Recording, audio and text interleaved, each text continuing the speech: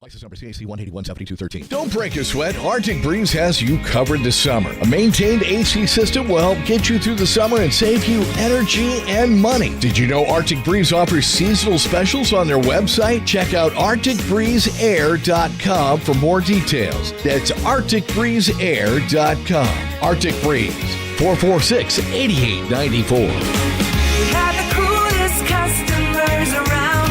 Arctic Breeze Air and Heat.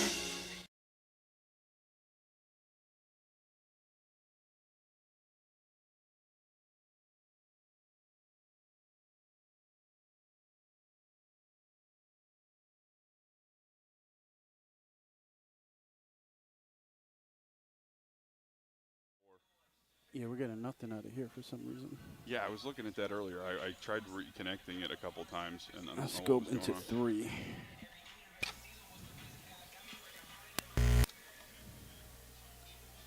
Oh, it's this, probably. Oh, that would be why.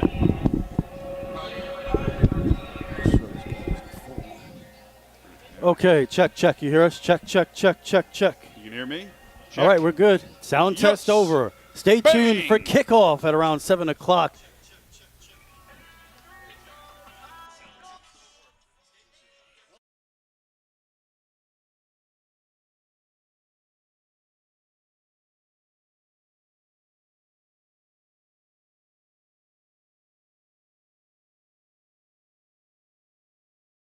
We will be. Check. Not overmodulated. Check. Yes. Bang. Okay. Good.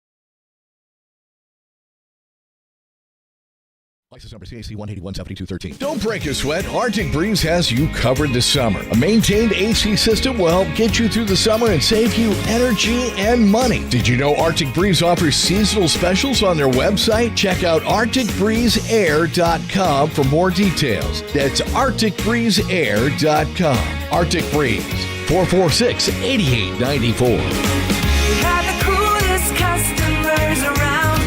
Arctic Breeze Air and Heat. So you're ready to freshen up the look of your home? You'll see a whole new world when you look through your windows. Blinds and Plantation Shutters by Jason.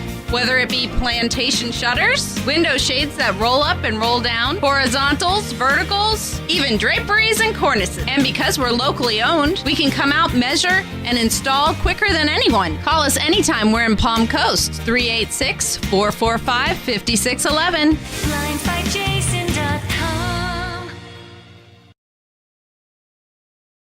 When you need cash, cash it in. Hi, this is Rich. And I'm Shelly. We pay cash for just about everything. And we buy gold. Anything of value, chances are we'll pay you cash. Oh, and if you're looking for a great deal on a diamond ring, We got a great selection of jewelry in stock. Come in and check us out. musical instruments, DVDs, video games, and more. You never know what you're going to find at Cash It In Jewelry and Pawn. We're easy to find, just 1 mile west of Belterra on 100. So come see us. Or give us a call at 263-2920. And cash it in.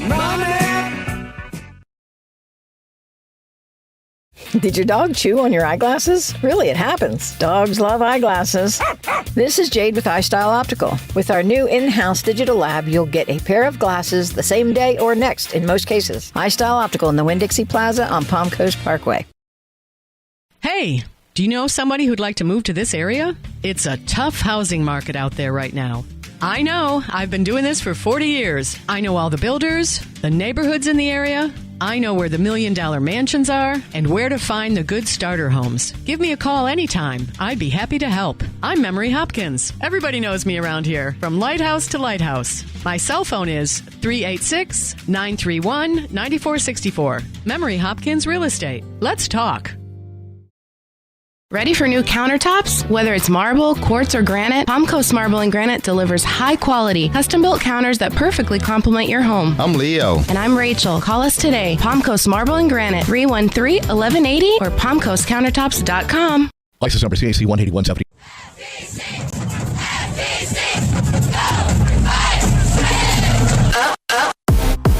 Throws, and he has a wide open Michaelis Isaac for the touchdown. Touchdown, Bulldogs. Right up the middle, just like the kid called it. Marcus Mitchell, 38 yards. Flagler County, Football County, touchdown time.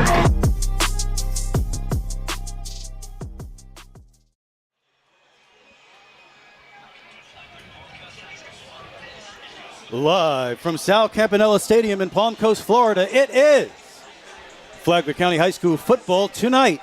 We have the FPC Bulldogs looking to stay undefeated on the season as they host the Zephyrhills Christian Academy Warriors.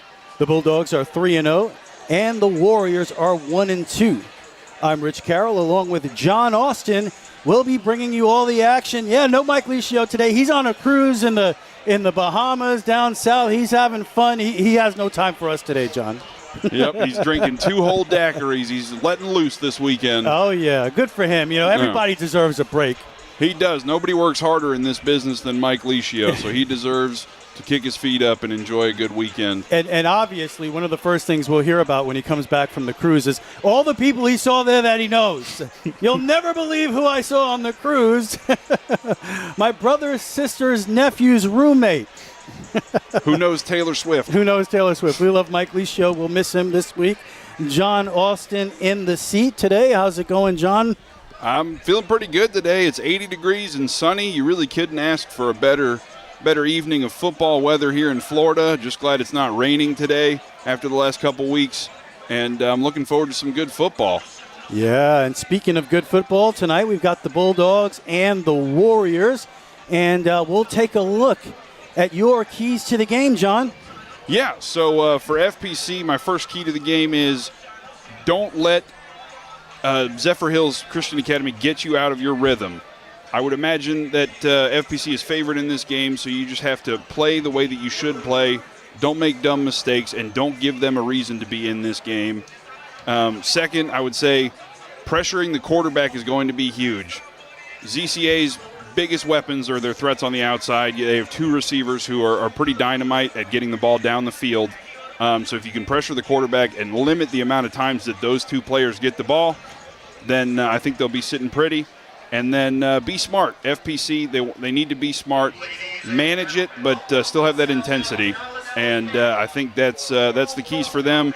As for Zephyrhills Christian Academy, ball control is the number one thing I have for them. They need to be able to run the ball. They haven't been able to do that super successfully. Last week against Williston, they got kind of run out of the building because of their inability to control the ball. And you want to limit the amount of times Hayden Hayes has the ball in his hands for FPC. And then Zephyrhills Christian Academy, they should use their speed. They have a lot of speed on the outside. Their wide receivers are very quick, and they need to test the secondary with passes outside of the numbers and to utilize Gavin Davis, who is a junior Olympic sprinter. And so he's got a lot of speed. I imagine they're going to be going to him a lot. And then it kind of goes along with ball control, but establishing the run. That's something they have not been able to do this season very well, and I think that's very important. All right, and also we're going to have your player spotlight. Hold on while I figure out what we have going on here. There we go. Who is your player spotlight on here tonight, John? So I went with Lucas Sahara. Hold that thought, Mike. Mike, there I go, John. Let's hold that for a second because we're about to honor America. Stand by as we honor America here at Sal Campanella Stadium. Stand by.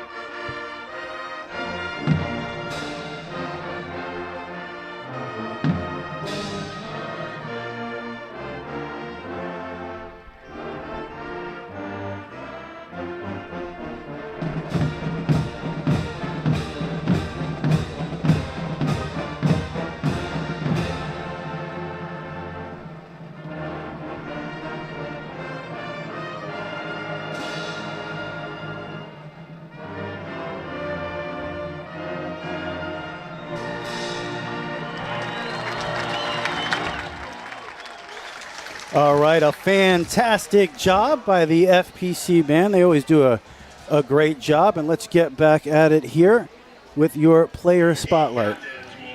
So my player spotlight is Lucas Sahara, the sophomore cornerback.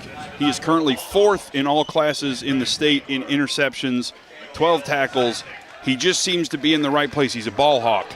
And I think that he's going to be a very important player today. As I talked about with ZCA, they have a lot of speed on the outside. They have good wide receivers. So I think Sahara is setting himself up to have a very good game, very impactful performance from the young man.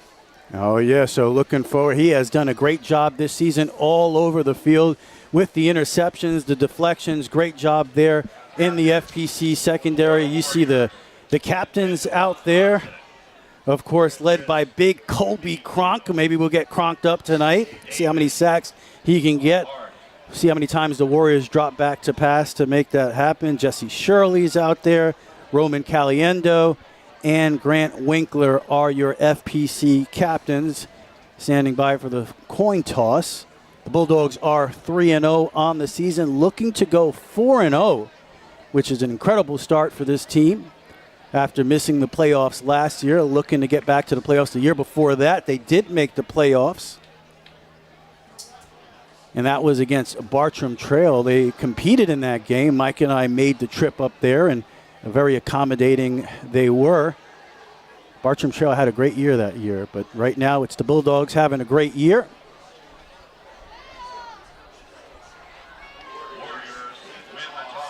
And the Warriors win the toss, and they are deferring the kickoff So the Bulldog offense will see the field first here.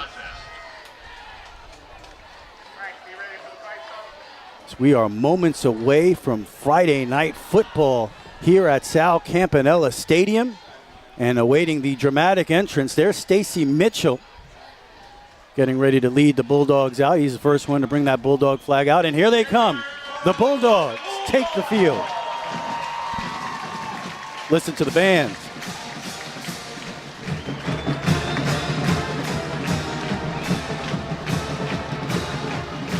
So dramatic entrance for the Bulldogs in what is a packed crowd here at Sal Campanella Stadium. Not so much on the visitor side. I believe it's a 3-hour drive for Zephyrhills. They made that trip out here. You have some faithful out there who did travel with the team, but obviously that is a long trip, and thankfully for them, they can watch this game on the Flagler Radio YouTube channel. So if you're out there driving around right now in the car and you get home, you can watch this game on the Flagler Radio YouTube channel. And by the way, once you get there, subscribe to the channel because we're trying to get to 1,000 subscribers and prove the power of Flagler County High School sports, including, of course, Flagler County High School football. We are moments away from kickoff. I'll step aside and stepping up to the microphone with the play-by-play, John Austin. Looks like kicking off for ZCA is number 0, Kendall Johnson. He does a little bit of everything for the Warriors, and back deep to receive, Mikhail Zizek and Braylon Simmons. Yeah, they are dangerous back there, Zizek and Simmons. Always a threat to score from wherever they are on the field.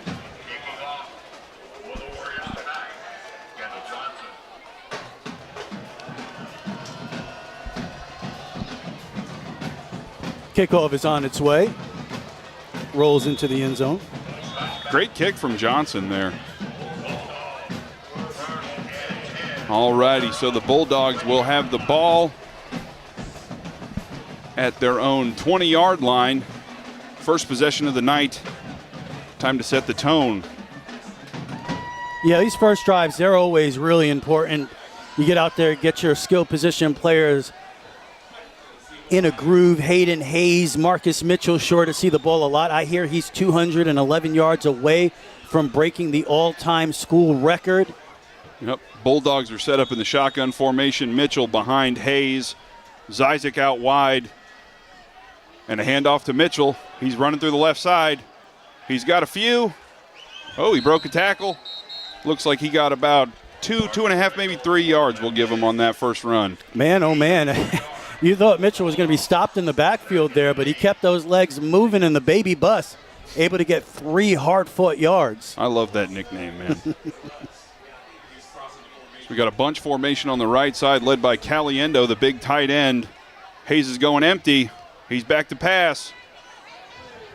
He's looking downfield, and he tucks it. Oh, and he breaks a tackle. Gets about 7 yards. Looks like he got the first down. Hayden Hayes with his first scramble of the afternoon or evening. Man, Hayden Hayes, again, he looked like he was going to be stopped in the backfield, made a beautiful cut to the inside, and picks up the first down.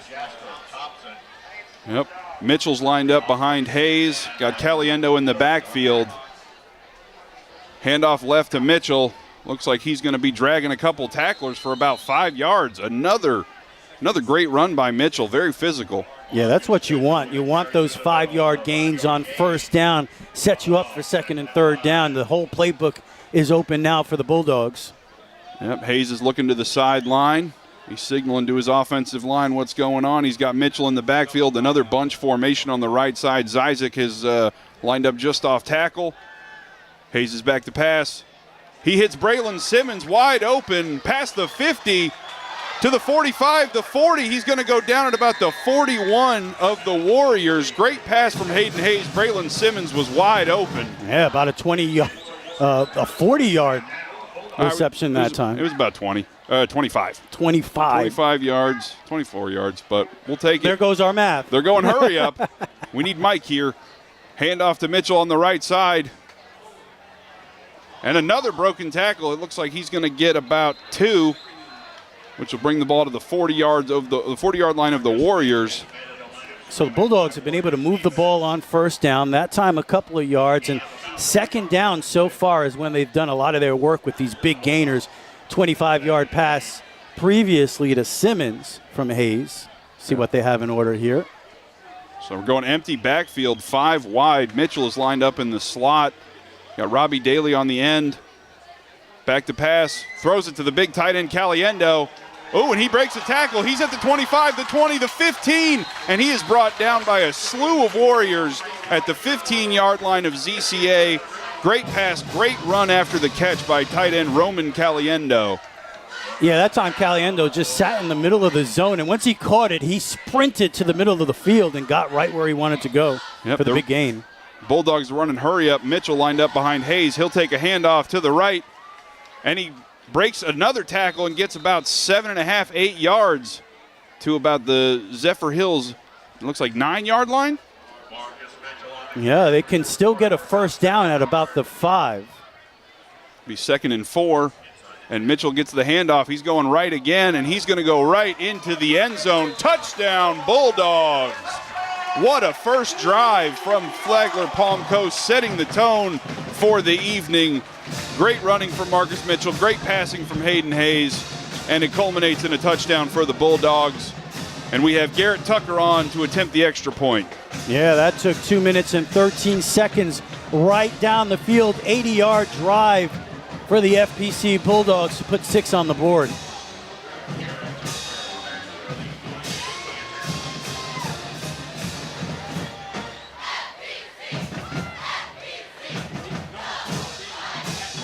And the extra point is good. 7-0 is the score here in the first quarter. And we are going to go to break real quick. You are watching the stream on the WNZF Sports Network. License number CAC 1817213. Don't break a sweat. Arctic Breeze has you covered this summer. A maintained AC system will help get you through the summer and save you energy and money. Did you know Arctic Breeze offers seasonal specials on their website? Check out ArcticBreezeAir.com for more details. That's ArcticBreezeAir.com. Arctic Breeze, 446-8894. We have the coolest customers around. Arctic Breeze Air and Heat. He's in the middle anyway. All righty, we are back here in Palm Coast. Garrett Tucker to kick off for the Bulldogs. Back to receive is number 0, Kendall Johnson, and number 11, Gavin Davis. See if we get to see any of that Olympic speed.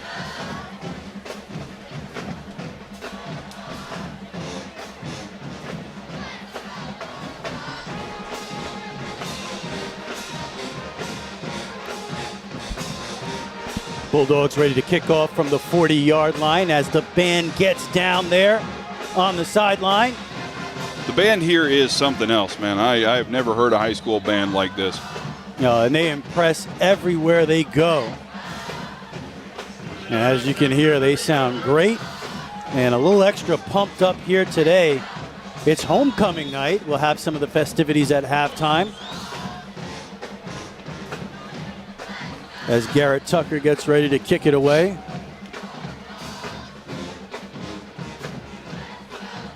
And he kicks it deep. Looks like it is going to be number 0, Kendall Johnson on the return. He has a couple blockers. He's looking right. Ooh, he's got a crease. Kendall Johnson has a crease. He's past the 50, at the 40, at the 30, at the 20, the 10. Touchdown Warriors. What a return from Kendall Johnson. He found the hole, and he just ran right through it. Wow. That was remarkable. Kendall Picked the ball Johnson up, bobbling at his own 5-yard line. Looked like he was dead in the water, and then he's trotting into the Bulldogs' end zone. That's when it happens, right? Kind of a broken play, bobbling the ball, and he was, once he got a step, he was gone. And just like that, you get the answer from the Warriors. It was impressive. It looks like Johnson might be on here to kick his own extra point. We've got another Renaissance man like we did last week at right? Matanzas High School. This guy does everything. 8:28 to go. 7-6 Bulldogs pending the extra point here by the guy who just gave you a, what was that, 100-yard touchdown return? It was 94 yards by my count. He picked it up just inside the 5-yard line. It was bobbling around. Johnson here to kick his own extra point. It is up, and it is good. And we're going to take a break real quick. You're watching here on the WNZF Sports Network. So you're ready to freshen up the look of your home? You'll see a whole new world when you look through your windows. Blinds and plantation shutters by Jason. Whether it be plantation shutters, window shades that roll up and roll down, horizontals, verticals, even draperies and cornices. And because we're locally owned, we can come out, measure, and install quicker than anyone. Call us anytime we're in Palm Coast, 386-445-5611. BlindsByJason.com.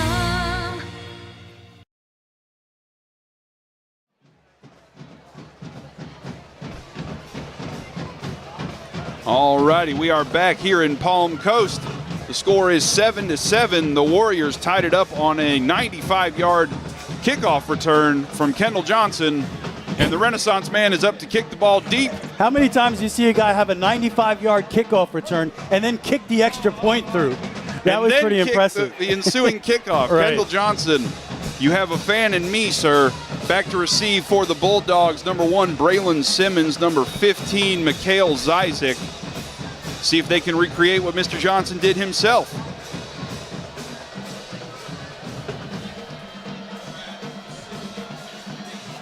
Ooh, and a pooch kick from Johnson. It's up in the air. Fielded by Noah Doolin. And it's going to set the Bulldogs up with some pretty good field position at their own 34-yard line. Yeah, scary moment right there. Obviously, you got to field it cleanly. You got to hold on to it. He bobbled it a little bit. It did look a little precarious coming in there. I was a little nervous. I was holding my breath. Quite a scene here for the Bulldogs on homecoming night. Tie game with the Zephyrhills Christian Academy Warriors. The Bulldogs take the field. Hayes is in the shotgun with Mitchell in the backfield with him. You have Zyzik spread out. Hand off to Mitchell up the right. He's going to grind for, it looks like, another 6 yards they're going to give him. Hard running from Marcus Mitchell here early in the game so far. Yeah, he's just hard to stop. It's hard to stop him behind the line of scrimmage. Sometimes you think you got him, and he pulls all the tacklers with him 5-6 yards. The Bulldogs continue to go hurry up. Hayes is in the shotgun again. Mitchell behind him. Hayes is back to pass. He's scrambling around. He's got some pressure. He's outside the numbers, looking downfield. Oh, and he went for, that was Robbie Daly, who was diving to try to make the catch but couldn't quite connect. It'll be 3rd and 4 from the Bulldog 40. So big third down here for Zephyrhills to see if they could get a 3-and-out, get that ball in their offense's hands with a tie game. Yep, it looks like Caliendo is going to be starting out in the backfield in front of Hayes, who has Mitchell behind him, and a handoff up the right to Mitchell, and he breaks a tackle. He's past the 50 at the 48-yard line of the Warriors. It looks like they're going to spot him at around the 49. Bulldogs still going hurry-up offense. Hayes in the shotgun. Hayes is going to hand it off to Mitchell again. If it ain't broke, he's got it. He's past the 40, and he gets brought down at the 35. Another first down for Marcus Mitchell, who is running very well so far in this first quarter. Yeah, when you go for a running play on 3rd and 6, you have a lot of confidence in your running game. And Zephyrhills is going to take a timeout. We will take it with him. We'll be back in 30 seconds. You are watching and listening to Flagler County High School football on the WNZF Sports Network. When you need cash, cash it in. Hi, this is Rich. And I'm Shelly. We pay cash for just about everything. And we buy gold. Anything of value, chances are we'll pay you cash. Oh, and if you're looking for a great deal on a diamond ring, We got a great selection of jewelry in stock. Come in and check us out. musical instruments, DVDs, video games, and more. You never know what you're going to find at Cash It In Jewelry and Pawn. We're easy to find, just 1 mile west of Belterra on 100. So come see us. Or give us a call at 263-2920. And cash it in. Money! And we are back at Flagler Palm Coast High School. The Bulldogs are driving on the 35-yard line of the Warriors. Marcus Mitchell has been a man on a mission thus far tonight. He is looking very good. And we'll see what they can do with the rest of this drive. Shotgun formation to start. Mitchell in the backfield. Braylon Simmons, Roman Caliendo, Mikhail Zizek up top. And then Robbie Daly split out wide. Another, he faked me. Over the top to Daly. Oh, he cannot hold on to it. It was a great thought on the RPO from Hayden Hayes, just out of the reach of Robbie Daly, and it'll be 2nd and 10 from the ZCA 35.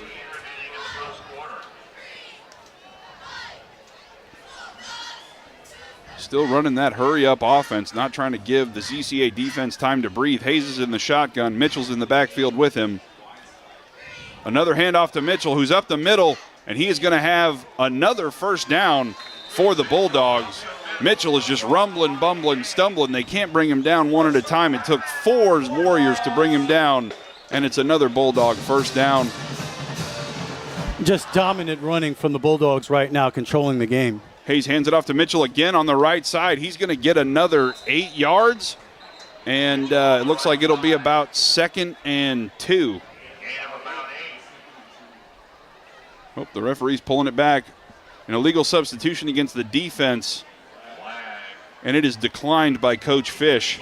So it will be 2nd and 2. Marcus Mitchell creeps ever closer to that rushing yards record here at FPC, which if he keeps running this way, he might get that record tonight.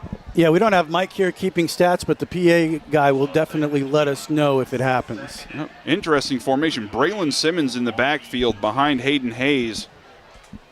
And Hayes is back to pass. He's looking for Caliendo. Caliendo has got it. And it looks like Caliendo is going to be out at the 1-foot line. What a catch from the big tight end. Great hands and way to almost get in the end zone. Beautiful pass from Hayes as well. Yep, and they are still keeping the hurry-up going, trying to score as many points as possible, it looks like. Braylon Simmons is behind Hayden Hayes in the shotgun. Caliendo in the backfield. They hand off to Simmons, and he is in the end zone for another Bulldogs touchdown. A very efficient drive from the Bulldogs. Marcus Mitchell bearing the load for the most part, and then finished off by Braylon Simmons up the middle. The score is 13-7 with 6:17 to go in the first quarter. Garrett Tucker is up to kick the extra point. Yeah, just power football that entire drive for the Bulldogs. Marcus Mitchell taking them down there, and of course you get the big pass to Caliendo right at the goal line, and that was Simmons who walked it in, right? Yes, sir. So a very easy stroll into the end zone for Braylon Simmons. And the extra point is up and good from Garrett Tucker, 14-7 with 6:17 to go in the first quarter here at Sal Campanella Stadium. We'll keep it right here as the Bulldogs have a 14-7 lead. If you're listening on the radio, 94.9 FM, WNZF, we thank you. And if you want to continue with the game when you get home, just throw on the Flagler Radio YouTube channel. You'll get the television broadcast there, the TV broadcast.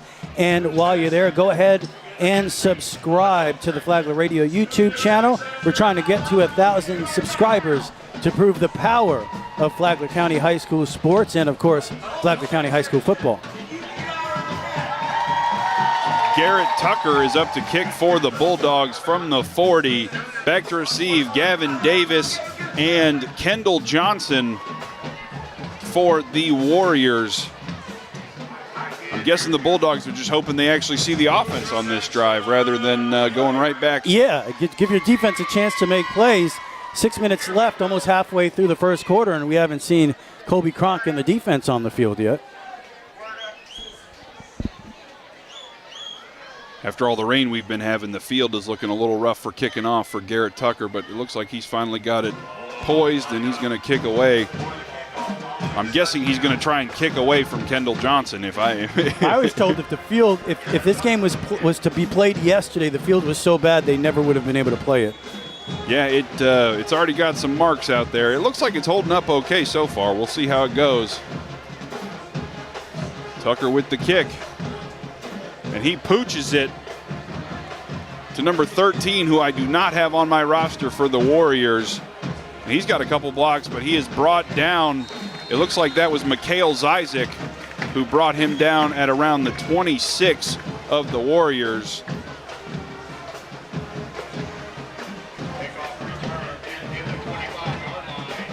I'm sorry, that was Jamon Little with the tackle, not Mikhail Zizek. My apologies to Jamon Little. So we get to see the ZCA offense for the first time of the day. They have a bit of a split quarterback room, so it could be either Tyson Norton or Jaden Olafson under center. Looks like Olafson will be starting. You have Gavin Davis split out to the right in the slot. And I believe that is Rogers Jones also up there. The pitch to Khaled Campbell gets about 4 yards on the, 2 yards on the opening play for the Warriors offense for Khaled Campbell. Just a little pitch out to Campbell trying to get to the outside, but the Bulldogs were all over it. Look at that packed crowd here at Sal Campanella. This is a very impressive football stadium. I love coming here. Great play to see a football game. So Olafson is in the backfield. It looks like he's got Khaled Campbell with him. He's going to hand the ball off to Campbell. Campbell is up the left side. He's broken a couple tackles. He's going to get out to about the 34-yard line of the Warriors. It looks like it's going to set up about a 3rd and 4. Yeah, that's a successful couple of plays there for the Warriors. You get about a 3rd and 3.5, 3rd and 4, and the whole playbook's open now for the Warriors. We'll see how they play it. A lot of speed out there. How will they utilize that speed on a 3rd and short? Looks like Olafson had to go to the sideline to get the play call.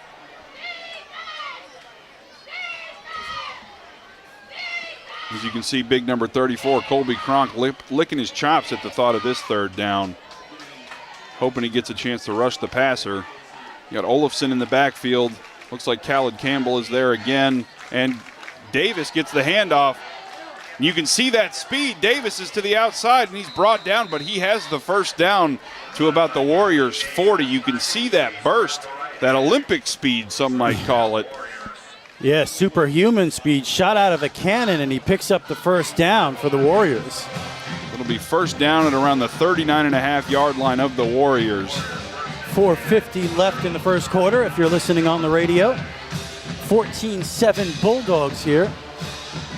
Looks like the Warriors are going to take the opposite approach of the Bulldogs offense and try to have the ball for as much time as possible, huddling up for every play, taking their time. Khaled Campbell is in the backfield behind Olafson.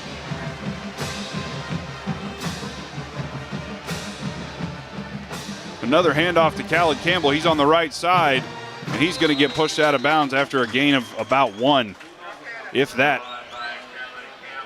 So the Warriors definitely trying to establish the running game here early in the game, down by 7. They sure seem to have a lot of talent there.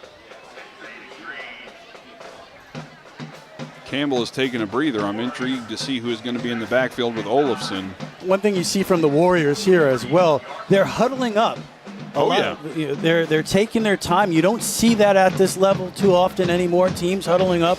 It's usually right to the line of scrimmage. So ball control here early for the Warriors. Under center is Olafson, another thing you don't see very often at this level. He's got a single back. That is number 2, Amori Smith. Amori Smith is on the left side, and he's fumbled the ball.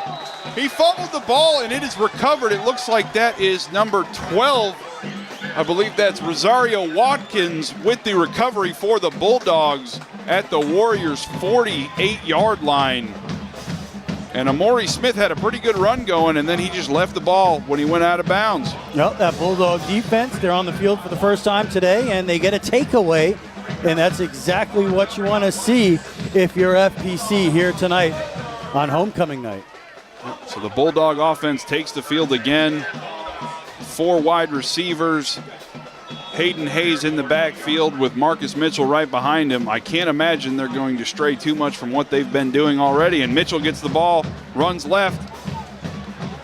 And he's got, the helmet pops off for Marcus Mitchell, but he's got about 8 yards. Looks like it's going to be 2nd and 2. Yeah, great cut to the outside for Marcus Mitchell. Looked like he was going to be stopped at the line of scrimmage, but not only is he big and strong, but he's also light on his feet. He's quick. He is. He reminds me of a young Michael Turner. He's got the base. All righty. So Hayden Hayes in the backfield with Braylon Simmons lining up at tailback again. Simmons is going to get the handoff left side, and he doesn't get much, but he gets enough for the first down. It'll be first down Bulldogs at the Warrior 37-yard line. Yeah, Bulldogs pretty much getting anything they want right now, whether it's on the ground or through the air. Mostly on the ground right now as you're getting utter domination from Mitchell. Yeah, Mitchell has re-entered the game after losing his lid. Hayes back to pass. He's looking downfield. He's got Braylon Simmons wide open at the 30, at the 20, at the 15, and he's going to be pushed out of bounds at the 10-yard line of the Warriors. Braylon Simmons was wide open, and Hayden Hayes with a laser to find him. Yeah, that was a coverage breakdown by Zephyrhills.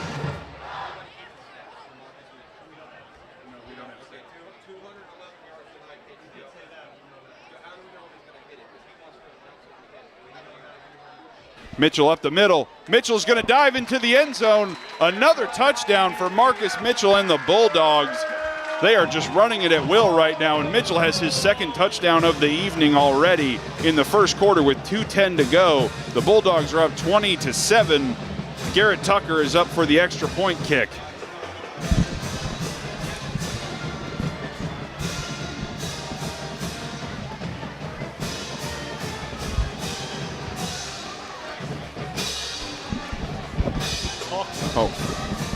So that's Marcus Mitchell's 2nd touchdown of the game. He ran it right up the right side for it looked like about a 14-yard touchdown run, and Tucker's kick is up, and it is good. 21-7 is your score now. The Bulldogs are leading, and we will be right back in. Hey, do you know somebody who'd like to move to this area? It's a tough housing market out there right now. I know. I've been doing this for 40 years. I know all the builders, the neighborhoods in the area. I know where the $1 million mansions are and where to find the good starter homes. Give me a call anytime. I'd be happy to help. I'm Memory Hopkins. Everybody knows me around here, from lighthouse to lighthouse. My cell phone is 386-931-9464. Memory Hopkins Real Estate. Let's talk. And we are back at FPC High School. Sal Campanella Stadium is rocking tonight. The Bulldogs up 21-7 on the visiting Zephyrhills Christian Academy Warriors. Garrett Tucker is kicking away from his own 40-yard line. Back to receive for the Warriors, number 11, Gavin Davis, and number 0, Kendall Johnson. If you just joined us, Johnson had a 96-yard kickoff return for a touchdown on the 2nd kickoff of the game. Tucker places his ball, and it falls right down. He looks like he's having a tough time tonight finding a good spot for the ball to stay, because this field is still pretty waterlogged. We had, I think, 2 straight weeks of rain here in Flagler County over the last couple weeks. It's lightened up today, but the field has not realized it yet, Mike. Yeah, it was nonstop rain for weeks here, and it's starting to get a little chewed up out there. And Tucker, he does another little pooch. It looks like it's going to be Gavin Davis with the reception. He's pointing left, and he is brought down inside the 20-yard line at the 15, which is where the ZCA Warriors will start their 2nd drive of the night. Davis had great speed, but he just didn't have anybody to block for him on that one. Yeah, in the first drive, they were looking pretty good, running the football well. They had a couple of guys going there. Seems like they have a bunch of running backs they can go to. So Davis with the carry and Campbell, and they were running the football, getting it up near midfield, and then they fumbled it away right back to the Bulldogs. And the Bulldogs, they turned that turnover into points, and it's a 2-score lead now, 21-7, with 2 minutes and 2 seconds left in the first quarter. We have Olafson in the shotgun. It looks like that is number 8. David Dayhart for the Warriors in the backfield. Olafson's going to pass for the first time today. He had Gavin Davis wide open over the middle, but he just overthrew him. Davis was in acres of space. That could have been 6. Yeah, that might have went all the way right up the seam there if he hits him in stride. Just overthrew him. Man, oh man, you know Olafson wants that one back because, like you said, that one easily could have went all the way. Davis, you just see that speed. I don't think anybody was going to catch him if he had had that ball. Probably not. We got 4 wide receivers for the Warriors. Looks like Khaled Campbell is back in the backfield behind Olafson in the shotgun. Olafson's back to pass again. He's looking for Davis again, and Davis makes the catch, but he is gobbled up pretty quickly by number 11, Carson Cato. What strength and power from Carson Cato. The one-arm tackle just pulled him down. Yeah. Looks like it'll be about 3rd and 7 for the Warriors from their own 19-yard line. 90 seconds left here in the first quarter. Yep, they're taking the air out of the ball, really trying to control the ball, which is the opposite of what the Bulldogs have been trying to do. 3 split out to the right. You have Olafson in the backfield in the shotgun with Khaled Campbell behind him. Rogers Jones split out wide to the left by himself. Olafson is looking for Davis again. He has Davis, but Davis is gobbled up again. That looks like number 16, Jesse Shirley, had Davis down at around the 21-yard line, so it'll be about 4th and 4 for the Warriors, and it looks like they might be going for it. Interesting decision here. I would be shocked if they actually do that. Yeah. It looks like they're sending the punt team on now. So great stop. 2 catches for Davis on that drive for a total of 6 yards. He was snatched up very quickly. Yeah. So on to punt for the Warriors. It looks like, I believe that is number 0, Kendall Johnson, back to punt again. The Renaissance man, and back to receive for the Bulldogs. I can't quite see. Is that Mikhail Zizek? Well, I know we have Nolan Caliendo back there, and I believe that's Loken Jacobelli. Oh, and the ball goes over Kendall Johnson's head into the end zone. He's going to try and make a play, and he throws it. Looks like that should be a safety, I would think. The referees are deliberating, and it is a safety for intentional grounding from Kendall Johnson. The Bulldogs are going to go up 23-7 with 2.5 seconds to go in the first quarter. The snap did not give Johnson a shot at all. Went way over his head.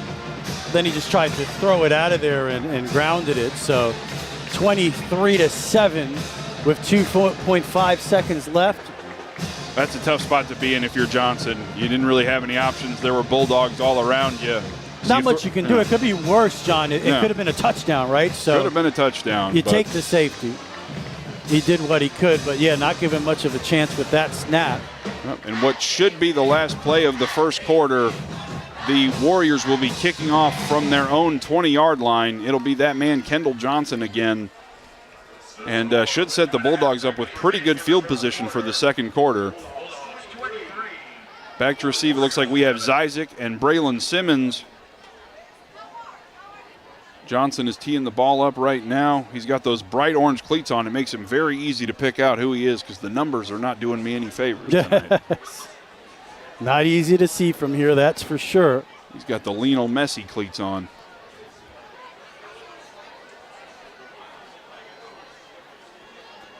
.5 seconds left here in the first quarter, 23-7 Bulldogs. Zephyrhills to kick off from their own 20. And Johnson starts his run up. I don't know if he's going to pooch it or go deep again. He kicks it deep.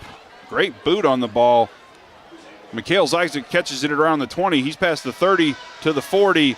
He's at the 45, and he's going to take it out to about the Bulldogs' 47.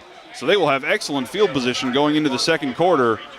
And we will take that break with them. We'll be back in 30 seconds. You are watching and listening to Flagler County High School football on the WNZF Sports Network. Did your dog chew on your eyeglasses? Really, it happens. Dogs love eyeglasses. This is Jade with iStyle Optical. With our new in-house digital lab, you'll get a pair of glasses the same day or next in most cases. iStyle Optical in the Winn-Dixie Plaza on Palm Coast Parkway. Ready for new countertops? Whether it's marble, quartz, or granite, Palm Coast Marble and Granite delivers high-quality, custom-built counters that perfectly complement your home. I'm Leo. And I'm Rachel. Call us today. Palm Coast Marble and Granite, 313-1180 or palmcoastcountertops.com. Back here at Sal Campanella Stadium, getting ready for the start of the second quarter. So far, the Bulldogs dominating in every phase of the game. They're running the football, a couple of big passing plays, a safety on special teams, a takeaway on defense. Bulldogs lead this one 23-7. Their star running back, Marcus Mitchell, came into the game 211 yards away from breaking the all-time school record. At halftime, you're going to have Colby Cronk. He will be honored for breaking the school sack record. And, of course, the homecoming festivities coming up. You have Simmons in motion from left to right. Handoff to Mitchell off the right side. Gets through there. About 6.5 yards on first down into Warriors territory as we get started here in the second quarter. Mitchell's motor is incredible. He just, I don't know how many times I've seen him tackled by the first man. Tonight, I don't think it's been any of them. The first time someone tackles him or tries to tackle him, he just bounces off. He's running right through those first couple of tacklers and really making the most of his opportunities here tonight. He's in the backfield with Hayden Hayes. 3 wide receivers. Fake to Mitchell. Little pitch to Caliendo. Breaks a tackle across the 40 all the way down to about the 36 and a first down for the Bulldogs as they continue to move the ball at will here in the first half. They're going to give him the 37.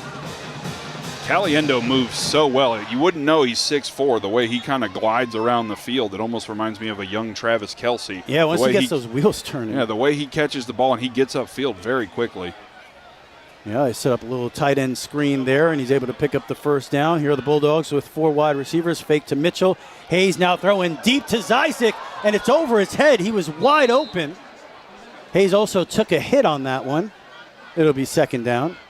Yeah, that's one Hayes will definitely want back. Zyzik was wide open, would have walked into the end zone. Just a little miscommunication. Maybe a guy in his face there that time. Yeah, it looked like Zyzik was trying to run a comeback, and Hayes thought he was running a go. So a little miscommunication that time between quarterback and receiver. One wide receiver to his left. Fake the handoff to Mitchell, set up the screen for Simmons. Has a lot of room out there, has the first down. He might go inside the 10, the 5. He's going to be dragged down at the 4-yard line. It's a first down and goal for the Bulldogs. Great block on the outside there from Nolan Caliendo. Really sealed his man and allowed Simmons to get upfield. Outstanding blocking from the wide receiver on that one. Great play design as well with the fake handoff, setting up the wide receiver screen. He almost went in on that one. Hayes gives the ball to Mitchell off the left side. Goal line, touchdown. Touchdown, Bulldogs. Marcus Mitchell on homecoming night is dominating. That is his 3rd touchdown of the night. And on all 3, he's been standing up going into the end zone. So that tells you about how it's been for Marcus Mitchell tonight. He's been looking great. He's hungry. So with 10.5 minutes to go here in the first half, Bulldogs take a 29-7 lead pending the extra point. Looks like Tegan Paulo is in to kick the extra point instead of Tucker. Snap is good. The kick is also good. Bulldogs take a 30-7 lead with 10:31 to go here in the first half. We'll be back after these words. Yo. Oh, who are you? What's up, Beach Beeper? I'm Wagner the Lawyer Dude. Must have fallen asleep after that Dawn Patrol session this morning. What are you getting into? I got into an accident. My bills are piling up. I'm seeking buried treasure to pay for it. You found the right dude. I'm here to get you the money you deserve. You don't look like a lawyer. Thanks. I kick butt, so you can kick back. And you can keep that rollie in your bucket there. Oh, rollie? Oh, roly-poly. Gotcha. Beep over to lawyerdude.com or call 833-333-3333. Offices, Volusia. Back here at Sal Campanella. Dominating performance for the FPC Bulldogs. They lead 30-7, 10.5 minutes to go here in the first half. And Zephyrhills has had no answers here tonight, John. Not at all. It seems like whatever Marcus Mitchell wants at this point, Marcus Mitchell gets. The only reason he doesn't have 4 touchdowns is because they subbed him out and Braylon Simmons ran up the middle for the 4th touchdown. So he's getting what he wants. We got Tegan Paolo to kick for the Bulldogs. He is the backup kicker behind Garrett Tucker. Back to receive Kendall Johnson and Gavin Davis. And it's a short kick, and it will roll out of bounds. That'll be a penalty. And it's going to be great field position here for Zephyrhills Christian Academy. So it's really been a great homecoming night here so far on the field. We'll see the festivities at halftime. Yeah, this is about as well as you could have scripted it up, aside from the kickoff return touchdown from Kendall Johnson. So, not sure what's happening on the field here. Looks like they're going to have them re-kick it. Yeah, they're putting Paolo back on the field. Yeah, I think they're going to make him re-kick it from the from the 35 or shorter than that. Looks like a 35. They'll set it up. I mean, honestly, with how Johnson looked on the one return, why not give him another shot? So the Warriors elect to have them kick it again.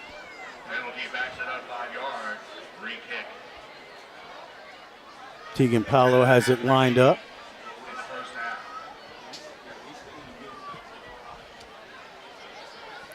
Waits for the official signal. Looks like Davis has gone to the middle, so Kendall Johnson on the right side this time. All the return men are standing at around the 20-yard line. That's where they're expecting it to go. High end-over-end kick, fielded at the 20. He's going to reverse the field, trying to get to the outside. Bulldogs have it covered, and he's going to be taken down right at the 20-yard line by a host of FPC tacklers. Looks like Corinthians Watson was the one that led the way on that tackle. Corinthians Watson, of course, also plays on the basketball team. Great athlete. Great name, too. One of my favorite names on the FPC team. So we'll get another look at Zephyrhills Christian Academy's offense. They have a turnover today. They've been able to run it a little bit, but not much going on there. See if they can get back in the game. They've been dominated, but this is only a 2-score game. Check that. It's a little more than that. My math tonight. It's been a lot of touchdowns so far. Yeah. It's hard to keep track. Handoff off the left side, and that's going to be a loss for Caleb Campbell. Jesse Shirley with the tackle. Colby Cronk ate up 2 blockers on that one, and Shirley had a free run at Khaled Campbell.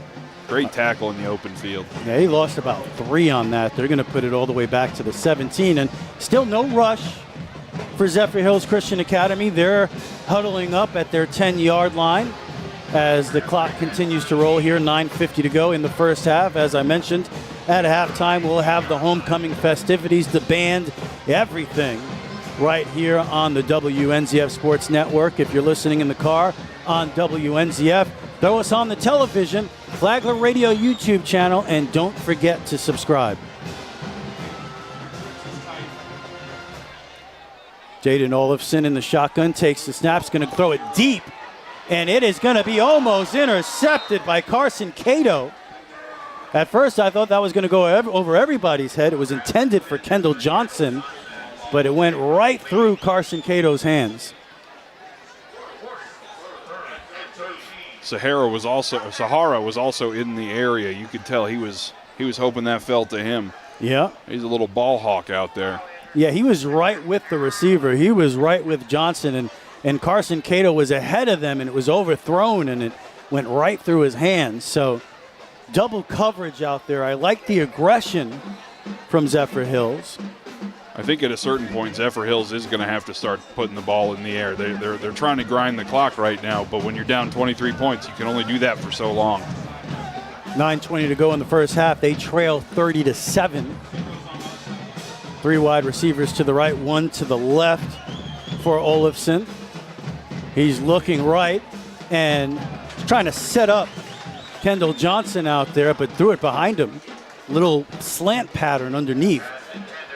Kronk broke right through the right tackle on that one, had almost a free run at Olafson, so he had to get that ball out as soon as possible, or Colby Kronk was going to be adding another sack to his already auspicious record of sacks that he has here at Flagler Palm Coast. So that's going to set up another punt here for Zephyrhills Christian Academy, already trailing 30-7. So Bulldogs very close to forcing a running clock here, and we're still in the first half. Johnson takes the snap, kicks it straight up in the air. It's a high punt, short. Takes a Zephyrhills Christian great bounce roll. Wow. into FPC territory, rolls dead at the 34-yard line. That's where the Bulldogs will take over. A tremendous punt from Kendall Johnson. I mean, that thing was high in the air, man. It was. I thought it was going to die on the field just because of how wet it is, but it kept rolling. It took, I think, an 18-yard roll for the Warriors. So however you get it done, right? Yeah, that's one of those bounces you need to go your way if you're going to get back in this game as the Warriors. Speaking of an athlete, what a job there by the cheerleader doing her flips. Bulldogs have been unstoppable on offense here today. 4 wide receivers to the right for Hayden Hayes. He's looking over the middle, now going to take it himself. A little bit of an opening across the 40. Has the first down as he crosses the 45. About 11-yard gain on first down for the quarterback. Great run. He did not waste time with that either. He saw the hole. He took it immediately. Great decision-making from Hayes. Yeah, that's one of the things you love about what you see here from Hayden Hayes so far this season. He makes quick decisions with the football. Decisive. This time he has 3 wide receivers. Marcus Mitchell in the backfield with him. Takes the snap. Fakes the handoff to Mitchell. That tight end screen again. Caliendo to the outside across the 50. Gets about 9 on first down. That's a nice play. There is a flag on the field. Looks like an eligible receiver downfield. I saw number 70 for Flagler Palm Coast about 7 yards from the line of scrimmage, so I'm guessing that's going to be bringing it back. Oh, nope. They picked it up. They picked it up. Never mind. And we've seen quite a few of those calls here recently. I guess it was a screen pass, so wait, they're waving it off, but they're going back. Oh, no, they gave it to him. Okay. So we'll say it's a 2nd and 2. Bulldogs once again in Warriors territory. Ball is at the 47-yard line. 4 wide receivers, 3 to the left, 1 to the right. It's a low snap picked up by Mitchell, and he has room out there, has a first down and more across the 40 to the 30. What a job by Marcus Mitchell. It was a ground ball up the middle, fielded by Marcus Mitchell, and a broken play turns into a first down. A 17-yard gain for Mitchell on the ground, and the Bulldogs have a first down and 10 from the 30. That's just how they drew it up. Yeah. The unintentional direct snap to Marcus Mitchell. Fumble Ruski on the ground, roll it to him. It just looks like it's one of those nights for the Bulldogs. Hayes has Simmons in motion, pitches it to him, and he cuts it up the middle. Going to pick up about 3. That'll go down as a pass for Hayes. Forward pass. That'll set up, looks like they gave him about 4 on that one, so 2nd down and 6 for the Bulldogs. Ball at the Warriors 27. Twin wide receivers on each side. And now looks like a pre-snap penalty that's going to go against the Bulldogs. It looked like the right tackle got a little bit of a head start on everybody else. No, so they call it on the defense. Oh, no. So the official made a mistake that time. Pointed the wrong way. So that's going to move the Bulldogs back to 2nd and 11 from the 32. I think that was the first accepted penalty of the night. It's been a very clean game. Knock on wood. Hayes takes the snap, hands it off to Mitchell off the left side, has room, breaks a tackle across the 20, and he's very close, a couple yards short of a first down. That'll bring up a 3rd and short for the Bulldogs from the 22. 30-7 Bulldogs, 6:43 to go in the first half. Hayes takes the snap, hands it off to Mitchell again off the right side, cuts back inside, dragging a tackler down to the 15-yard line. And that was a big dude that was on his back, man. He took him about 7 yards. I can see why y'all call him the baby bus now. Looking very reminiscent of Jerome Bettis, just dragging defenders with him everywhere he goes. Marcus Mitchell, what a first half so far. So it's a first down and 10 from the 15 for the Bulldogs. Mitchell gets the ball again, cuts back to the outside, now back inside. And it takes about 5 Warriors to stop him. His forward progress stops after about a 3-yard gain. Better job of containment that time from Zephyrhills Christian Academy. So second down and long this time for the Bulldogs. Braylon Simmons checks back in at running back. Bunch wide receivers set to the left.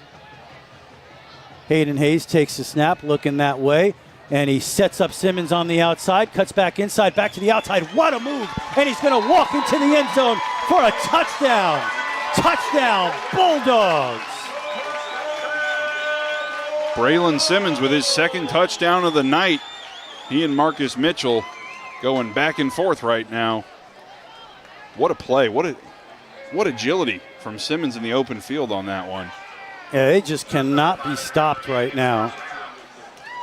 Looks like Tegan Paulo is still going to be in for this kick as well. Try to make it 37-7 for the Bulldogs with 5:28 to go in the first half. Snap is good. Kick is good as well. 2 for 2. Yep. 37-7 Bulldogs. 5:28 to go in the first half. We'll be back after these words. License number CAC 181-7213. Don't break a sweat. Arctic Breeze has you covered this summer. A maintained AC system will help get you through the summer and save you energy and money. Did you know Arctic Breeze offers seasonal specials on their website? Check out ArcticBreezeAir.com for more details. That's ArcticBreezeAir.com. Arctic Breeze, 446-8894. We have the coolest customers around. Arctic Breeze Air and Heat. Back here at Sal Campanella Stadium, 5:28 to go in the second quarter. 37-7 FPC over Zephyrhills Christian Academy. A 30-point lead, and you still got just about half of the second quarter left here, John. This what you expected tonight? I'd be lying if I said this wasn't about par for the course. I don't know if I expected Marcus Mitchell to be able to have his way this much. I thought they would focus more on the run and try to pass it more. But, I mean, if you're getting 8-9 yards a carry, why would you do anything else, you know? Oh, yeah, and the impressive thing is, yes, Marcus Mitchell has been great tonight, but they've found a way to make Braylon Simmons a star here tonight as well. Caliendo's look good on those tight end screens. He also caught a deep ball down the sideline, just missed a touchdown by a half a yard. So they're getting everybody involved here. But, yeah, it all starts with number 4, Marcus Mitchell, in the backfield. Got to give big credit to the Hogs up front, too, the big dogs. That's right. Making the way, making it easy for them.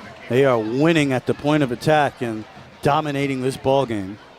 As Bulldogs kick it off from their 40. End over end kick. It's a good one. Fielded at the 10, bobbled. Now he's going to try to get back to the outside. That is Kendall Johnson, and he's going to go down at the 22. Man, he does everything out there, doesn't he? He does. Colby Cronk looks like a dog being held back on a leash right now. He just wants to get out there at somebody. Kendall Johnson, if you're joining us late, is responsible for the one touchdown that the Warriors have scored here tonight. 37-17, 5:18 to go. Bulldogs ahead. You're watching and listening to Flagler County High School football on the WNZF Sports Network. So you're ready to freshen up the look of your home? You'll see a whole new world when you look through your windows. Blinds and plantation shutters by Jason. Whether it be plantation shutters, window shades that roll up and roll down, horizontals, verticals, even draperies and cornices. And because we're locally owned, we can come out, measure, and install quicker than anyone. Call us anytime we're in Palm Coast, 386-445-5611. BlindsByJason.com.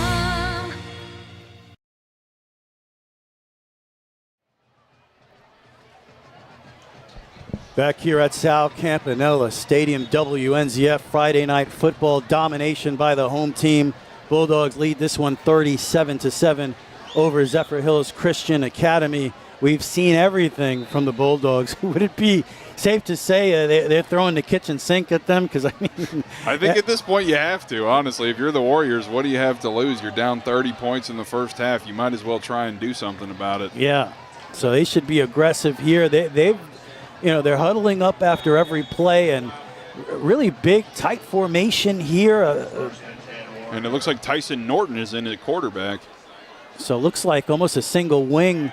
He's going to go back to pass. He's still rolling out. Colby Cronk almost had him. He throws it away. So right away, Colby Cronk greets the new quarterback, Tyson Norton. Welcome to the game. That'll stop the clock with 5:10 to go here in the first half. It is homecoming night here at FPC. Festivities to come. If you're watching on the Flagler Radio YouTube channel, we thank you. Please subscribe to the channel. And if you got to step out to grab some food, make sure you throw us on the radio, 94.9 FM, WNZF. Or the Flagler Radio app for our listeners that are not in the Flagler County area. That's right. So 4 wide receivers this time for Tyson Norton. He's in the shotgun, takes the snap. Pocket collapses. He gets away. Stacy Mitchell will drag him down after a gain of about 5 on the play. So great pursuit. Looked like he was going to get away for a big gain that time, but Stacy Mitchell didn't let it happen. I was kind of impressed he even got out of the pocket there. It looked like it was collapsing on him, and he just tucked it and ran. Yeah, I thought he was going to get swallowed up by that collapsing It looked like it. Pocket. But he's got some quickness, and he tucked the ball, didn't dilly-dally in the backfield, and got 5. He sure didn't. So it's going to be another 3rd and long here for the Warriors. 4.5 minutes to go in the second quarter. 4 wide receivers once again, 2 to the left, 2 to the right. For Norton, he's in the shotgun. Running back to his left, takes the snap, looking left, throws toward the sideline. It's complete for a first down. That complete out to, I didn't see the number. Rogers Jones. So Rogers Jones, number 3 on your roster sheet, picks up the first down. Good looking play that time, John. Yeah, it was.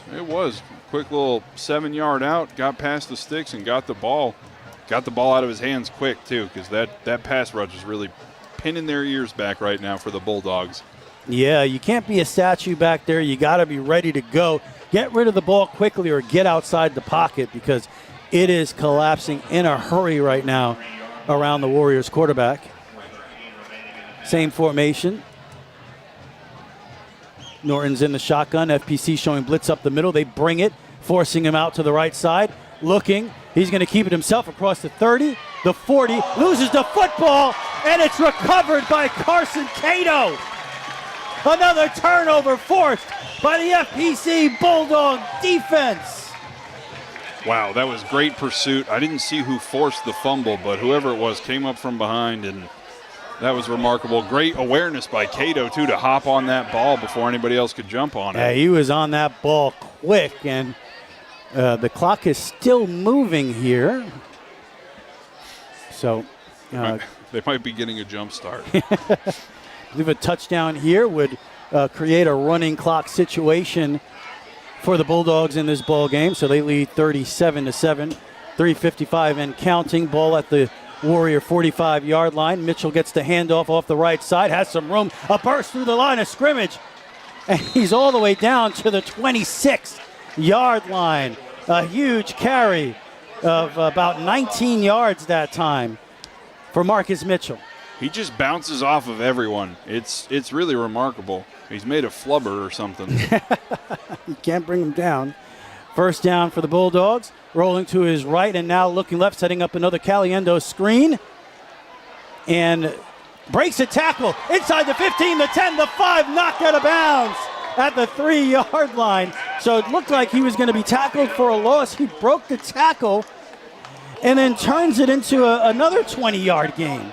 That speed we were talking about, he's deceptively quick for a big man.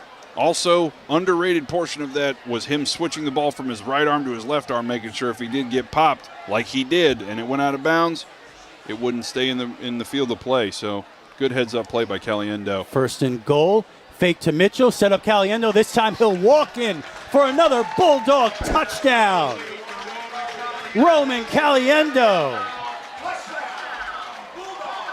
They wanted him to get that one. They said, you deserved it for the play you just made. We're going to get it to you at the goal line. Make sure you get those points, big man. And that was the second time tonight he was stopped at the goal line. Earlier in the game he was stopped at the goal line as well. Roman Caliendo, very impressive year so far. He just got an offer from Bethune-Cookman the other day. Wow. To play football in Daytona, so not too far from home. But after how he's looked this season, I would be shocked if that was his last offer. He's that prototypical tight end. He looks the part. Extra point is on its way, and it's good once again. So it's 44-7. FPC with 2:41 to go in the first half. We'll take a break. You're listening and watching Flagler County High School football on the WNZF Sports Network. When you need cash, cash it in. Hi, this is Rich. And I'm Shelly. We pay cash for just about everything. And we buy gold. Anything of value, chances are we'll pay you cash. Oh, and if you're looking for a great deal on a diamond ring, we got a great selection of jewelry in stock. Come in and check us out. Musical instruments, DVDs, video games, and more. You never know what you're going to find at Cash It In Jewelry and Pawn. We're easy to find, just 1 mile west of Belterra on 100. So come see us. Or give us a call at 263-2920. And cash it in. Money.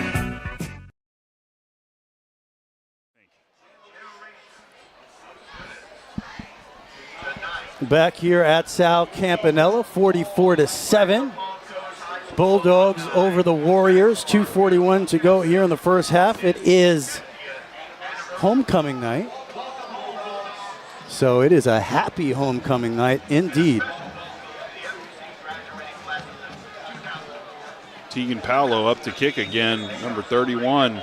Back deep, Kendall Johnson and Gavin Davis. You got 3 guys back there. It's going to be short. And that's a live football fielded by number 6 at the 25. That's Khaled Makes a Campbell. tackle miss up to the 29. So Khaled Campbell, nice little run back there. Warriors will start their drive at the 29-yard line with 2:34 to go here in the first half. And, I thought it might be a running clock. Maybe the rule is the second half. We don't have our rules expert or our statistician here. We need to break out our Mike Licio bat signal. Yeah. So I expected a running clock, but maybe that gets started in the second half. It has crossed that threshold of a 35-point lead. Olafson back in the ball game at quarterback for the Warriors. Fumbles the snap. It's on the ground. We'll wait a signal from the officials. Not sure who recovered it. It did look like Khaled Campbell got back on the football for the Warriors. But Kronk tried his best. And they do signal Warriors football. So clock still running here. 2:10 to go in the first half. 44-7 Bulldogs over the Warriors. Bulldogs looking to go 4-0 on the season. It's been a great one here so far. And there's timeout on the field. 2 minutes to go in the first half. 44-7 Bulldogs over the Warriors. You're watching and listening to Flagler County High School football on the WNZF Sports Network. Hey, do you know somebody who'd like to move to this area? It's a tough housing market out there right now. I know. I've been doing this for 40 years. I know all the builders, the neighborhoods in the area. I know where the $1 million mansions are and where to find the good starter homes. Give me a call anytime. I'd be happy to help. I'm Memory Hopkins. Everybody knows me around here, from lighthouse to lighthouse. My cell phone is 386-931-9464. Memory Hopkins Real Estate. Let's. All righty, we are back at Sal Campanella Stadium. Your score, Bulldogs 44, Warriors of Zephyrhills Christian Academy 7. The Warriors have the ball at their own 25. It looks like it's about 2nd and 14 after the fumbled snap on first down. Coach Fish called a timeout there. He might be looking to try and score one more time before halftime. Looks like Olafson is going to be back in the backfield. He's kind of late arriving on the field there at quarterback. He has 3 wide receivers to the left, 1 to the right, all alone out there. That's Christian Bailey. Takes the snap, looking left, steps up in the pocket, and he's going to be sacked. Kobe Cronk, add another one to his already school-leading record. Yeah, he's been salivating at the thought of that all game. You could see him on the sideline. He was itching for it. Yeah. We got another timeout on the field. We'll take it with him. 1:55 to go. We just came back to see another Kobe Cronk sack. You're listening to and watching Flagler County High School football on the WNZF Sports Network. Yo. Oh, who are you? What's up, Beach Beeper? I'm Wagner the Lawyer Dude. Must have fallen asleep after that Dawn Patrol session this morning. What are you getting into? I got into an accident. My bills are piling up. I'm seeking buried treasure to pay for it. You found the right dude. I'm here to get you the money you deserve. You don't look like a lawyer. Thanks. I kick butt, so you can kick back, and you can keep that rollie in your bucket there. Oh, rolly. Oh, roly-poly. Gotcha. Beep over to lawyerdude.com or call 833-333-3333. Offices, Volusia. Back here at Sal Campanella Stadium, standing to my right is the great Brent Warnoff of the Palm Coast Observer. Be sure to read all about this game in the Palm Coast Observer and all the other great articles on all the sports here in Flagler County. You see him covering everything, Brent Warnoff and the Palm Coast Observer. 1:55 to go here on homecoming night. Bulldogs lead this one 44-7 over the Zephyrhills Christian Academy Warriors. They're trying to put points on the board before the half. FPC shows blitz. They jump the neutral zone, and that looks like a defensive penalty. Not a lot of penalties here so far tonight. It's been a very clean game, which I have enjoyed. Feels like the last couple of weeks I've seen a lot of penalty flags on the field, so I like to see clean, efficient gameplay. That's a good point. There have been a lot of flags on the field here over the past couple of weeks, but not tonight. Not tonight. So it's a 3rd down and about 14 for Zephyrhills Christian Academy. 1:54 to go. Olafson in the shotgun. He has 4 wide receivers. That's Caleb Campbell in the backfield with him. Now shifting to his left. FPC brings the blitz right up the middle. Olafson throws incomplete. Well covered out there by the Bulldogs. That's Corinthians Watson on the coverage. Ball was intended for number 13, who is not on our roster. And it does look like the punt team is going to come in. I was curious what they were going to do. Yeah, you got 1:49 left here. Both teams have all 3 timeouts, but on 4th down and 13 and a half, you're not going to go for it. Coach Fish actually took 2 timeouts on that last drive. Did he I don't know really? why it still says that on the board, but yeah, he took 2 timeouts on that last drive to preserve clock. I'm guessing he's going for it. I thought it was just so we could get all the sponsors in. Thank you, Coach. So getting back out there, Kendall Johnson getting ready to kick it away. Who do we got back there? It's that's Logan Jacobelli and Nolan Caliendo back deep. So they're standing at the 33. It's been a good night here so far for Johnson. High end-over-end kick. Zephyrhills bounce, actually neutral bounce, right there at the 43-yard line. See how aggressive the Bulldogs are here with 1:38 to go and a 44-7 lead here in the first half. I'm just guessing from the look on Coach Fish's face that I think they're going to be pretty aggressive here. I think they're going for it. Well, you still see all the big-time players out there from Mitchell and Hayden Hayes and Braylon Simmons. The whole starting lineup's out there.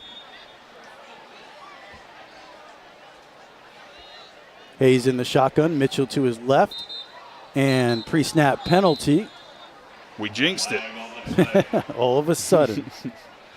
Let's check the referee there. It's going to be against the defense, so move them up 5 yards. It'll be 2nd and 5 for the Bulldogs. Ball will be placed at the Bulldog 48.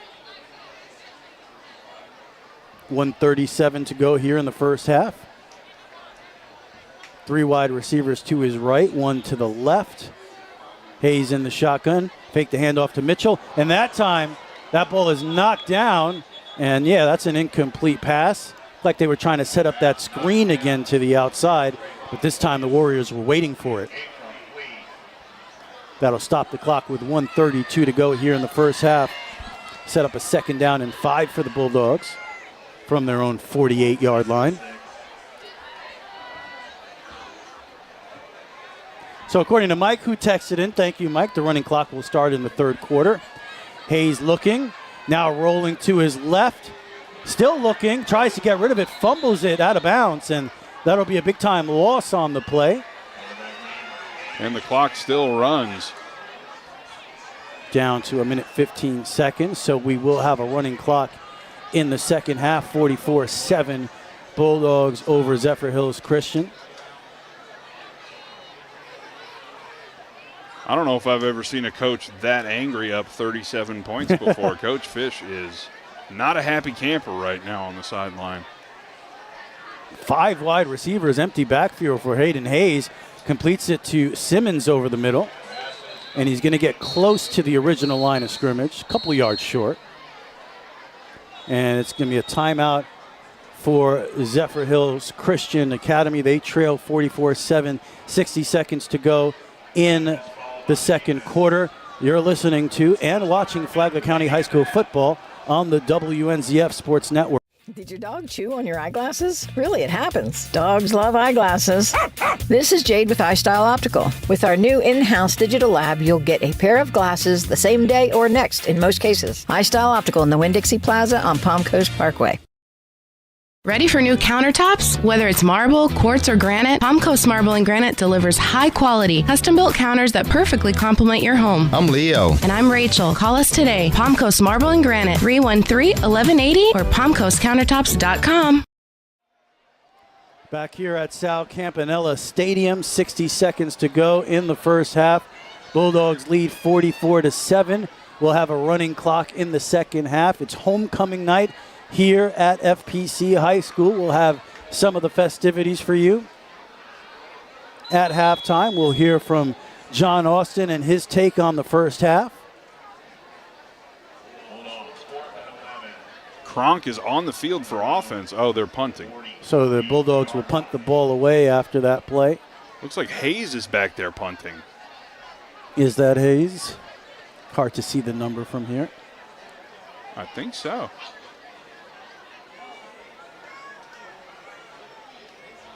Standing back at his 32, kicks it away. It looks like it was blocked. Someone got a piece of it, and it will roll out of bounds. And that was Hayden Hayes kicking it away. It rolls out of bounds at the 40-yard line. So, according to the scoreboard, 3 timeouts left for Zephyrhills Christian Academy. I know that's not true because they just took a timeout. I think they might have no timeouts left, honestly. I know they took one early in the first quarter, and then they took another one. So I think they've taken all 3 timeouts by my count. I could be. I'm no Mike Licio. I don't have all the information, but I'm fairly certain. And then I think FPC has 1 left. So the ball is at the 40. Theoretically, no timeouts left here for Zephyrhills Christian Academy. You got to be aggressive, put the ball in the air, see what happens. Jaden Olofsson has gone the whole way except for one series where we saw Tyson Norton come in at quarterback. He has 3 wide receivers to his left, 2 to the right, empty backfield. And he's going to hit his man over the middle, makes a move to the inside. Pickup of about 8 on first down for Gavin Davis. They're going to give him 6. So ball up to the 46-yard line. Empty backfield again. Clock continues to roll. Under 35 seconds. Olafson, low snap, able to field it. Looking, steps up in the pocket. Now rolls out to his left. Pursued by Kronk. Throws, and it's complete. Downfield to Johnson. And he's going to get it all the way to the 30-yard line. The Warriors hurry up. Clock stops to set the chains. Set the ball down. Not set the chains, set the ball down. Now it's rolling inside 15 seconds, and they're going to spike it to stop the clock at 13.5 seconds to go. Brilliant play that time from Olafson, escaping the rush and finding Kendall Johnson down the field to set them up here at the 30-yard line. We'll keep it right here with 13.5 seconds left. So that was probably the best offensive play of the night for the Warriors so far. It was, and Coach Fish is apoplectic on the sideline there. He called his last timeout, and he is laying into the guys about that one. So he is not happy about that at all. It's one of those plays where the quarterback made a play, right? Initially, everything was covered. Yeah. And he was able to escape the rush, get to the outside. And, a great player in Kendall Johnson we've seen tonight. He's responsible for the one touchdown from the Warriors with the 94-yard touchdown run that he had on the kickoff when it was 7-0, right? The game was 7-7 at that point. Johnson makes a play out there. So we'll see if they can make another one. 13 seconds left from the 30, the FPC 30, empty backfield for Olafson. He's in the shotgun. 3 wide receivers to his left, 3 to the right. Looked like they started a little early there. No flag. Olafson steps up, throws deep over the middle. It's incomplete, and now they do call it. That's going to be offsides against the Warriors. One of the receivers moved a little too quickly. Oh, looks like they went false start instead. Interesting. I wonder if they're going to put the 3 seconds back on the clock. Don't ask for too much here, John. 10.2 seconds left. And now they'll huddle up and talk about it. The Warriors are huddling up back at their 45-yard line. Ball is now at the 35.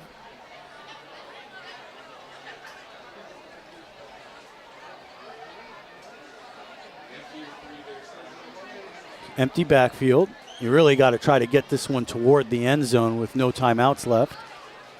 I'm guessing he's going to be looking left side. And right away, there goes Kobe Kronk, adding another sack to his legendary FPC Bulldog career. And that'll end the half. 44. Oh, yeah, there we go. 44-7. Total domination. The FPC Bulldogs over the Zephyrhills Christian Academy Warriors. And it's time for homecoming celebrations here at Sal Campanella Stadium. We'll be back with that and more right here on the WNZF Sports Network. License number CAC 181-7213. Don't break a sweat. Arctic Breeze has you covered this summer. A maintained AC system will help get you through the summer and save you energy and money. Did you know Arctic Breeze offers seasonal specials on their website? Check out ArcticBreezeAir.com for more details. That's ArcticBreezeAir.com. Arctic Breeze, 446-8894. Customers around. Arctic Breeze Air and Heat. So you're ready to freshen up the look of your home? You'll see a whole new world when you look through your windows. Blinds and plantation shutters by Jason. Whether it be plantation shutters, window shades that roll up and roll down, horizontals, verticals, even draperies and cornices. And because we're locally owned, we can come out, measure, and install quicker than anyone. Call us anytime we're in Palm Coast, 386-445-5611. BlindsByJason.com.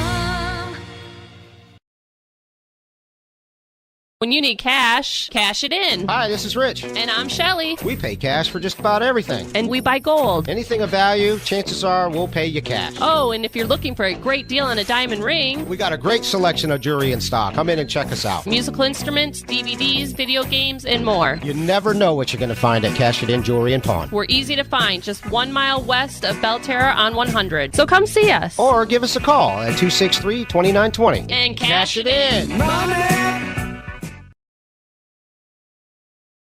Did your dog chew on your eyeglasses? Really, it happens. Dogs love eyeglasses. This is Jade with iStyle Optical. With our new in-house digital lab, you'll get a pair of glasses the same day or next in most cases. iStyle Optical in the Winn-Dixie Plaza on Palm Coast Parkway. Hey, do you know somebody who'd like to move to this area? It's a tough housing market out there right now. I know. I've been doing this for 40 years. I know all the builders, the neighborhoods in the area. I know where the $1 million mansions are and where to find the good starter homes. Give me a call anytime. I'd be happy to help. I'm Memory Hopkins. Everybody knows me around here, from lighthouse to lighthouse. My cell phone is 386-931-9464. Memory Hopkins Real Estate. Let's talk.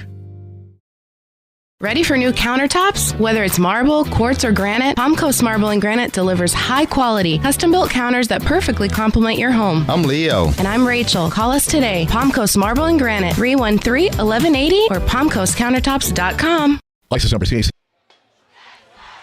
Back here at Sal Campanella Stadium, 44-7. Bulldogs lead the Zephyrhills Christian Academy Warriors, and we are going to enjoy the homecoming halftime show from the FPC band. Enjoy the sounds of the Bulldog band.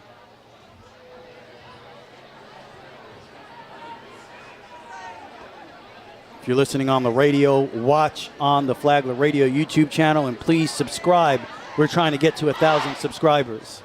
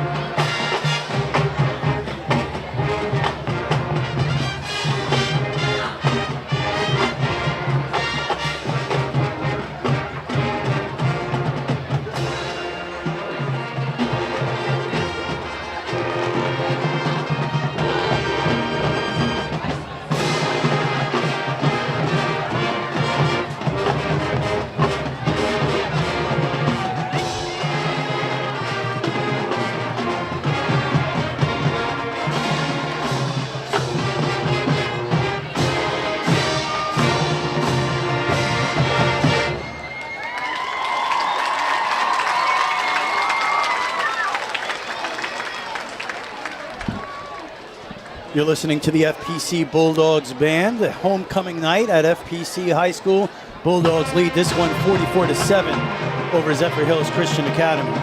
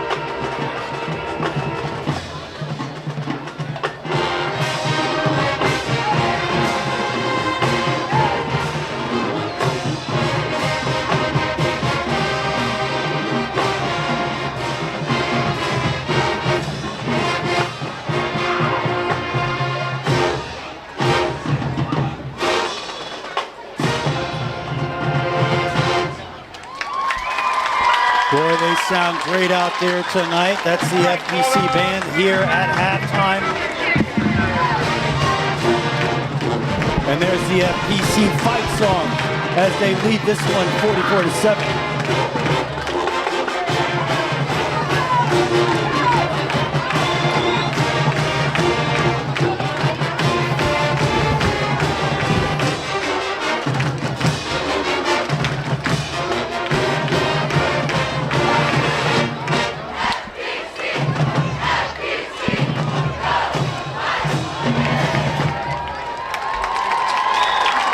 What a tremendous job here tonight.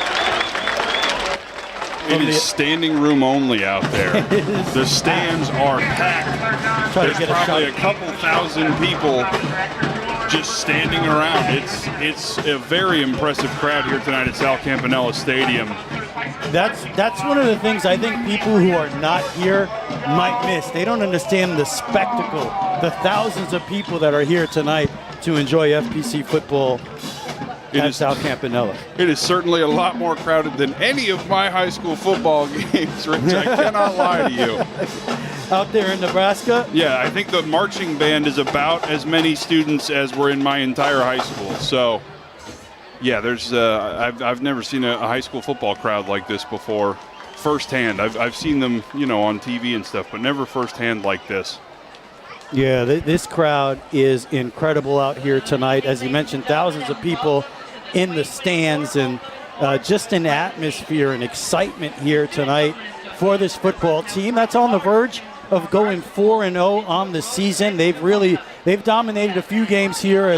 They defeat the state champion Mainland Buccaneers as well, as we start to see the homecoming festivities take place on the field there. But you have to be very impressed with what you've seen from the Bulldogs so far this year. Yeah, from what I understand, last year I was not on the calls or anything, so I didn't get to see it firsthand.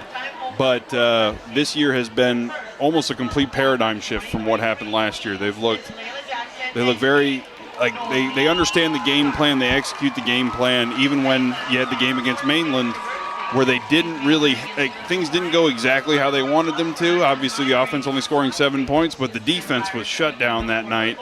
And it seems like they just have the grit to find a way.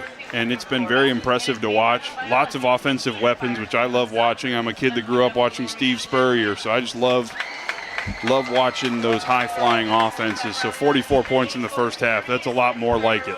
Yeah, that's a lot of that's more points than you've had all your combined games leading up to this, right? Yep, the 3 games that I've been with WNZF so far had combined a total of 36 points, so I am just glad to see we eclipsed that only like halfway through the second quarter, I think. And I just can't help but think about these poor girls wearing their nice heels on this field that is still very, very soggy. So I do hope none of them have shoes that could be ruined. Yeah, you wear that nice dress, and maybe you wear the shoes you wear in the backyard, cut the grass. Exactly. You don't want to wear the nice shoes out there tonight. I mentioned before the game started, they told me, they said, look, if this game was scheduled for yesterday, it would have been canceled. It would have been postponed. There's no way they would have been able to play it. The rain has, subsided a little bit here today, and the field is just good enough to get it done. And you really haven't seen players have a problem out there. No, they really have not. So they did a great job getting this field ready for this game, not only for the FPC Bulldogs to do their thing on the field and have a 44-7 lead at halftime, but also now for the Kings and Queens and the Princesses, whatever they are, to get out there and do their homecoming thing. Yeah, it's a lot. It's a much larger homecoming court than what I've ever seen. There seems to be a lot of people on the field. Do you understand this? This is the Royal Court. I don't understand.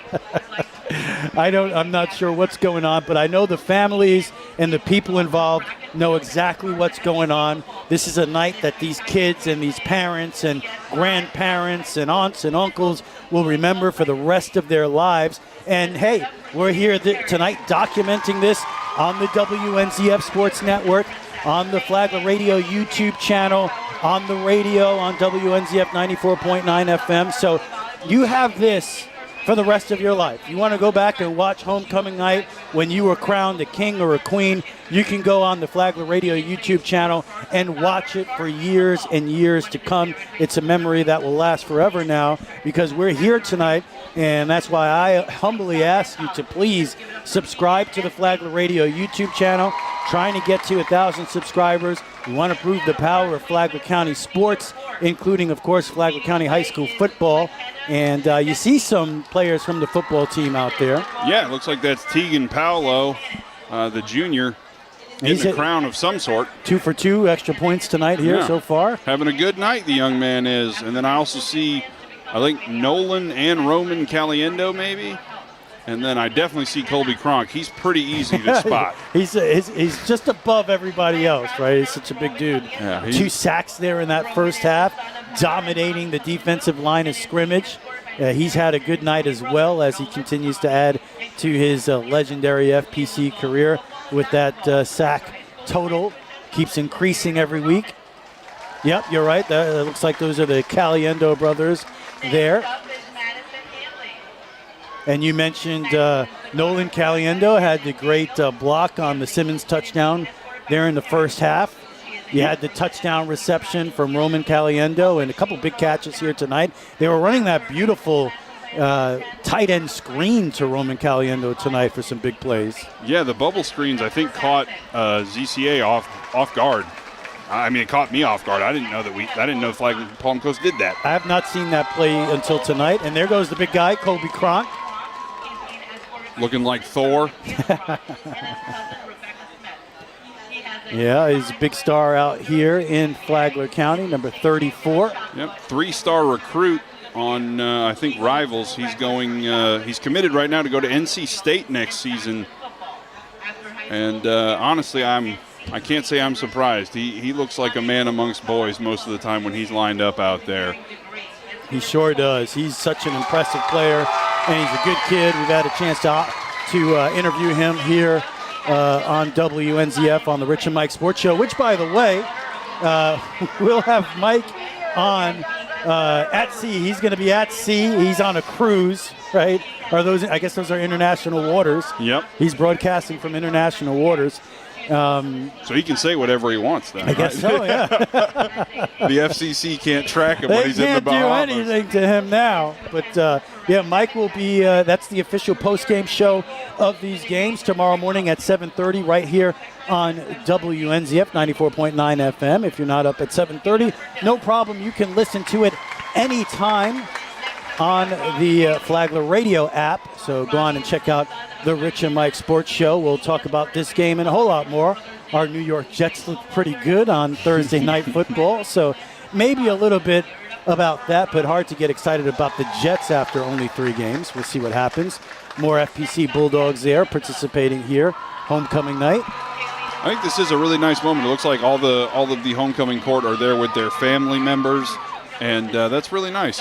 Yeah, it really is. Like I said, this is something that's so special to the students and the families, and to have this video now for the rest of their lives to go back and watch and remember. And, I mean, we were talking about it earlier, right? Sometimes it feels like these high school days are, from the distant past, right? A million years ago. I don't have any video like this from my high school days, so. No, I have a couple pictures, I think, from the homecoming court night. Mine are black and white. my high school pictures are black and white, so give you an idea of how far back I go. But no, this is a special night here. And then for the Bulldogs to be doing what they're doing on the field tonight, it's an electric atmosphere. Thousands of people here to enjoy it. And thank you so much for joining us on the radio and on television, the Flagler Radio YouTube channel. A couple more here as the Royal Court thins out a little bit there. And congratulations to everybody involved here. Bulldogs lead this one 44-7 as we are enjoying homecoming festivities here. We enjoyed the FPC Bulldog Band. They had a fantastic performance there on the field, as they always do. really glad they got to get the Bulldog painted on the field for this week. Last time we were here against Mainland, it had been too wet all week. They could not paint on the field. They barely got the numbers down. And so I'm glad that they have that for all the homecoming pictures. Having the Bulldog in there, I feel like makes the picture even better. Yeah, that's right. It definitely does. Looks the part. You got to love what you see out there. As in the background, I see the Zephyrhills Christian Academy Warriors getting back on the field. They will get the ball first in the second half. They won the coin toss in the first half, deferred. So the Warriors will get the ball first in the second half, trailing 44-7 in what will be a running clock in the second half as the Bulldogs have more than a 35-point lead.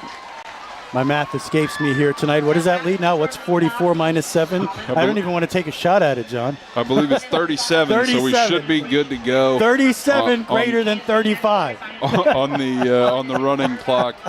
You and I were mistaken. We need Mike here.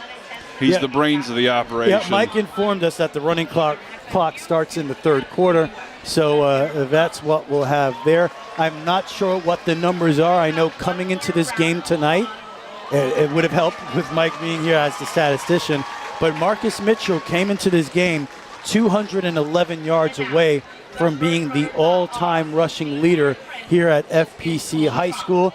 I was told that if that does happen, they will stop the game and congratulate him. So we'll know if it happens here on the broadcast, and we'll stop and congratulate him as well here on the air. So I'm not sure where he had a huge first half. Yeah, he was running the ball all over the place. Yeah, I'd be spitballing, but I would say he's got to be less than 100 yards away. Like, there's no way he had less than 100 yards. I would say I would wager more like 150 yards in the first half. Then you start just by the eye test. You start to wonder, how long do you leave the starters out there in a game like this, though? How long do you leave Hayden Hayes and Marcus Mitchell and all of these guys out there in a game that, let's be honest, this game is won. They're not going to lose this game, and there's a lot of football to be played this season. This team has a lot of hopes and dreams and thoughts that they could make a run this year. They could make some noise. So, when you've had this game won tonight, maybe we don't see too much of the starters here in the second half. Yeah, and they do have a big week coming up next week against University High School at University High School. And that'll be a very big test. Mainland was like probably the first true test of the season for this team, but I think University is going to take it even up another level. So we are about 60 seconds away from the start of the second half. We'll take a break. It is 44-7 FPC Bulldogs over the Zephyrhills Christian Academy Warriors. Moments away from the second half. We'll be back after these words. License number CAC 1817213. Don't break a sweat. Arctic Breeze has you covered this summer. A maintained AC system will help get you through the summer and save you energy and money. Did you know Arctic Breeze offers seasonal specials on their website? Check out ArcticBreezeAir.com for more details. That's ArcticBreezeAir.com. Arctic Breeze, 446-8894. We have the coolest customers around. Arctic Breeze.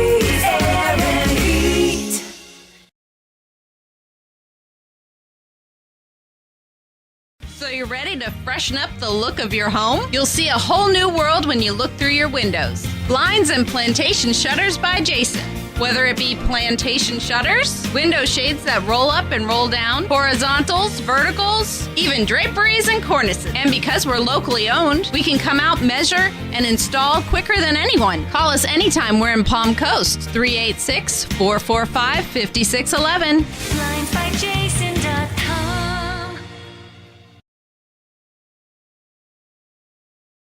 When you need cash, cash it in. Hi, this is Rich. And I'm Shelly. We pay cash for just about everything. And we buy gold. Anything of value, chances are we'll pay you cash. Oh, and if you're looking for a great deal on a diamond ring, we got a great selection of jewelry in stock. Come in and check us out. Musical instruments, DVDs, video games, and more. You never know what you're going to find at Cash It In Jewelry and Pawn. We're easy to find, just 1 mile west of Belterra on 100. So come see us. Or give us a call at 263-2920. And cash it in. Money.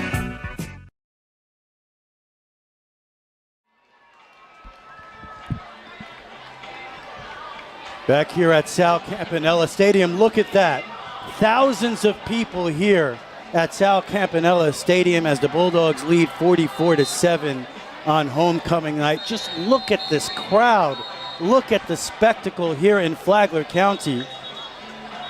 That is impressive, as the Bulldogs are a half away from going 4-0 on the season. But man, you were talking about it before. You haven't seen a crowd like this at a high school football game live in person. Never in person, no. This has been, I had to go use the facilities during halftime, and it took some good maneuvering. There were a lot of high school kids, a lot of just regular people coming in, families and whatnot. I did get to speak with Carson Cato's dad, who informed me the reason he dropped the interception is because he can't really see out of his left eye. Oh, wow. I commended him because of the fumble recovery that Carson had in the first half, and he's like, yeah, it's really impressive. He does it all with pretty much one working eye. So, wow. Very impressive. Thank you to Mr. Cato for getting to speak with him for a little bit on the way to the facilities. So that was a pretty cool moment. He was a very nice gentleman. Yeah, and you mentioned with the fumble recovery and the near interception there, Carson Cato, and we know he's coming back from the big injury from last year. Carson Cato has been all over the field, and he has made his presence felt here tonight. Bulldogs up 44-7, getting ready to kick it away to the Zephyrhills Christian Academy Warriors. Stepping up to the microphone with the play-by-play, John Austin. So it looks like we have Tegan Paolo still kicking for the Bulldogs. He will kick from his own 40. Back to receive for the Warriors, you have Gavin Davis and Kendall Johnson. Mr. Do-It-All, Kendall Johnson. He'll be driving the bus home for the Zephyrhills Christian Academy Warriors because he's a Renaissance man. Paolo starting his run up. And he kicks. Oh, it's a pooch. Zephyrhills has it at their own 40. He's going backwards, and he is drugged down. Looks like that was Corinthians Watkins. Drug him down at the 35. A negative 5-yard return on the kickoff. The Warriors will be starting at their own 35 to begin the third quarter. Yeah, great pursuit that time from Corinthians Watson. He was quick. He was not going to let Malachi Hairston get away. Yeah, that stretchy jersey really doing Mr. Watkins some favors on that one. And so it looks like Olafson is back in for the Warriors at quarterback. 5 wide receivers, empty setup. Looks like they're going to be passing the ball on first down. He's back to pass. He gets the ball out to Khaled Campbell. Campbell gets about 4 on the first down. It'll be 2nd and 6 from the Warriors 39. And that's what you got to do right now. You got to get rid of that ball quickly. Yeah, I can't imagine he will be standing in the pocket for very long. Colby Cronk has been itching for this all day. He's got 2 sacks already. He's going to try and keep adding it. Olafson takes the snap, passes it to Davis.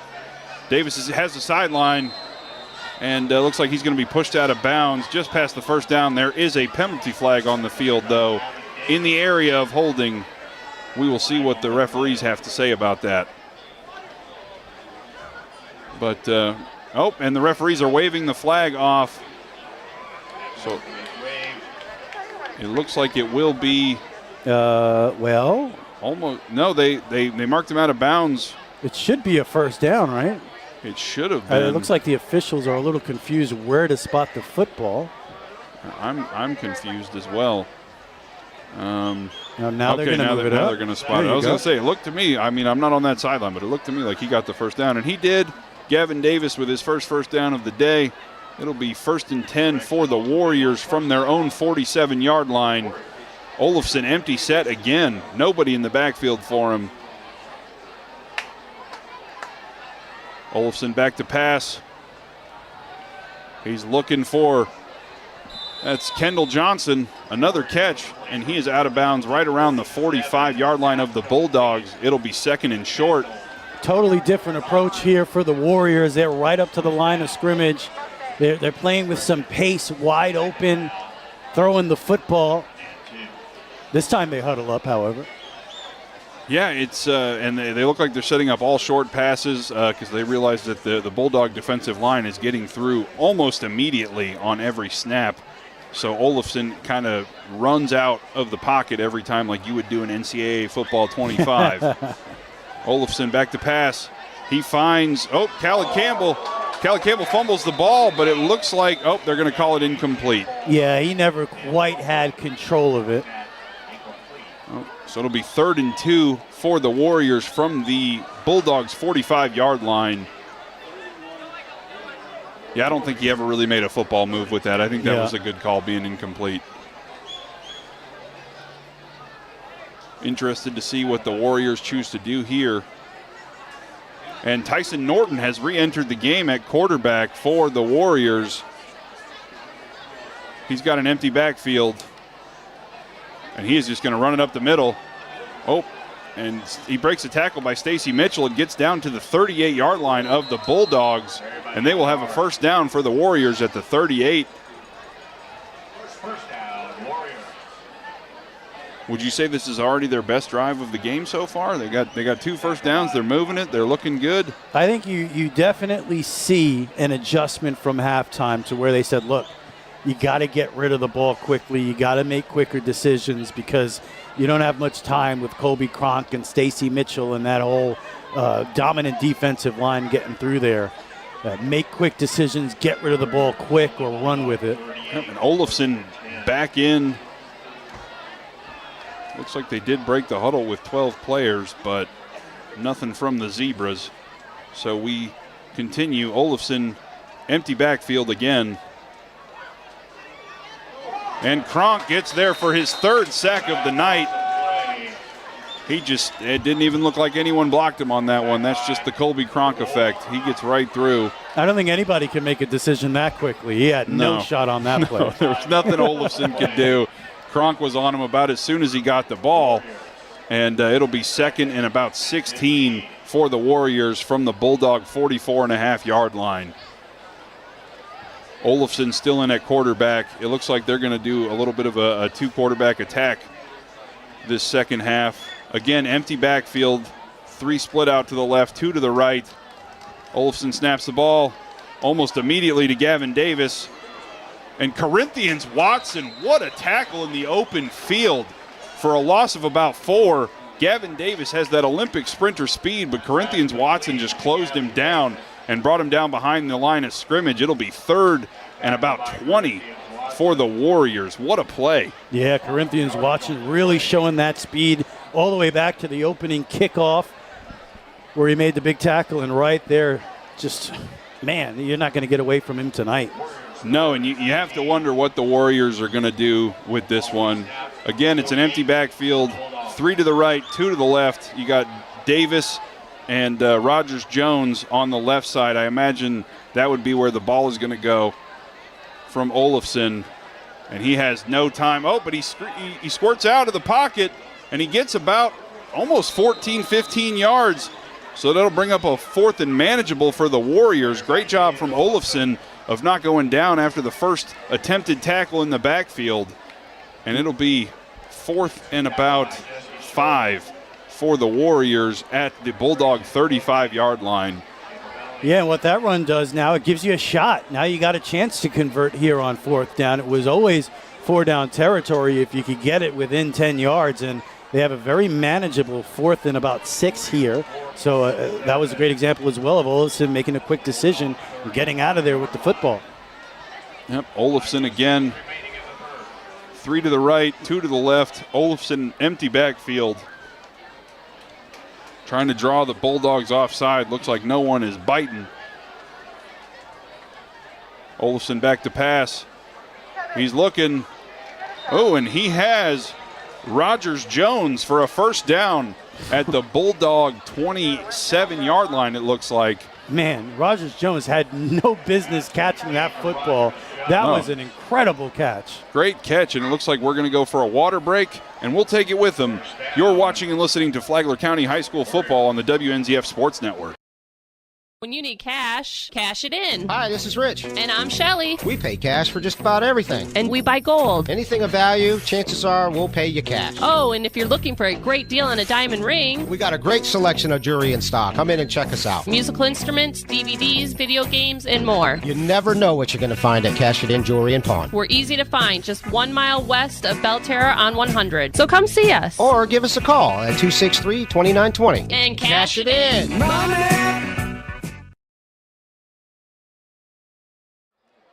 And we are back at Sal Campanella Stadium here in Palm Coast, Florida.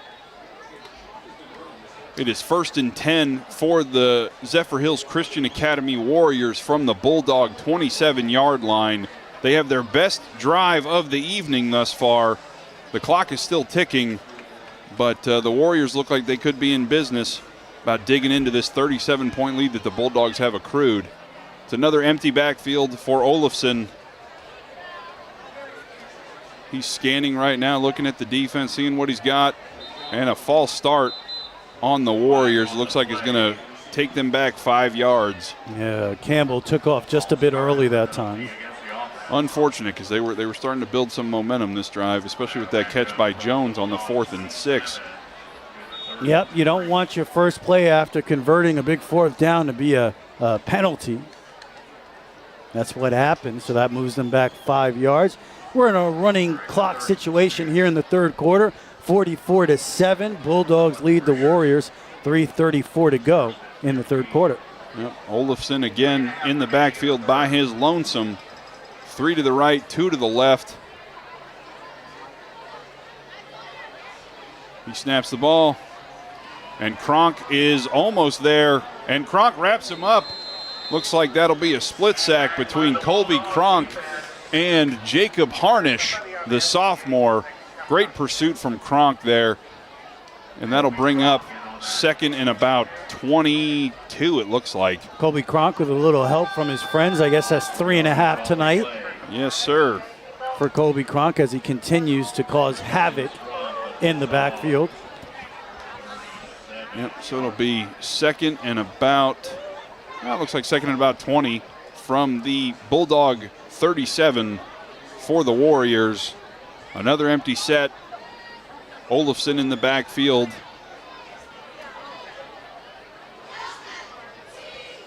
And the Warriors scanning the field right now. Olafson back to pass. Kronk is on him again. Oh! Almost an interception. It went right through the hands of... did you see? I think that was Jesse Shirley, the linebacker. Yeah, right through the hands of Jesse Shirley. Looked like should have been an interception probably, but the Warriors catch a break on that one. As the clock continues to move, we are inside of 2 minutes in the third quarter. Yeah, and it's still 3rd down and forever. Yeah. First down at the 18-yard line. They have the ball at their own 42, at the Bulldog 42, excuse me. Actually, the Bulldog 37. Get it straight. Another empty backfield for Olafson. And he throws it deep. Got him. Rogers Jones with a catch. What a diving catch from Rogers Jones at around the 8-yard line of the Bulldogs. Outstanding hands from the 6'4 Jones. One-on-one coverage out there. Yeah. And a beautiful pass, the best pass of the night from Olafson. Jones, great job there. You can see why he has offers from Ole Miss, FAU, and Middle Tennessee State with catches like that. I imagine they'll keep trying to feed him the ball. Olafson again at the 8-yard line of the Bulldogs in an empty set. Jones and Davis. Davis comes in motion. Little touch pass to Gavin Davis. He's trying to get upfield, but he loses about 3 yards on that one. Nothing was there. Colby Kronk just ate up the space, and Gavin Davis made a business decision and decided to just get out of bounds. Clock continues to roll under 40 seconds here in the third quarter. So that'll bring up 2nd and goal for the Warriors from the Bulldog 11-yard line, and they are going to go ahead and huddle here. I don't know if they're letting the clock run out, as we are under 30 seconds to go here in the third quarter. But it's looking like that might be their decision. Maybe just, nope, they're going to break the huddle.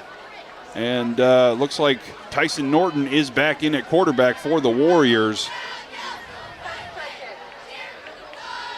Davis in motion again. Norton trying to run it. Doesn't have much space, and he is going to go down at about the 10-yard line, and that is going to be our last play of the third quarter. A very brief third quarter with 12 minutes of possession for the Warriors in that one. That feels weird to say, but we will be right back. You are watching and listening to Flagler County High School football on the WNZF Sports Network. Hey, do you know somebody who'd like to move to this area? It's a tough housing market out there right now. I know. I've been doing this for 40 years. I know all the builders, the neighborhoods in the area. I know where the $1 million mansions are and where to find the good starter homes. Give me a call anytime. I'd be happy to help. I'm Memory Hopkins. Everybody knows me around here, from lighthouse to lighthouse. My cell phone is 386-931-9464. Memory Hopkins Real Estate. Let's talk.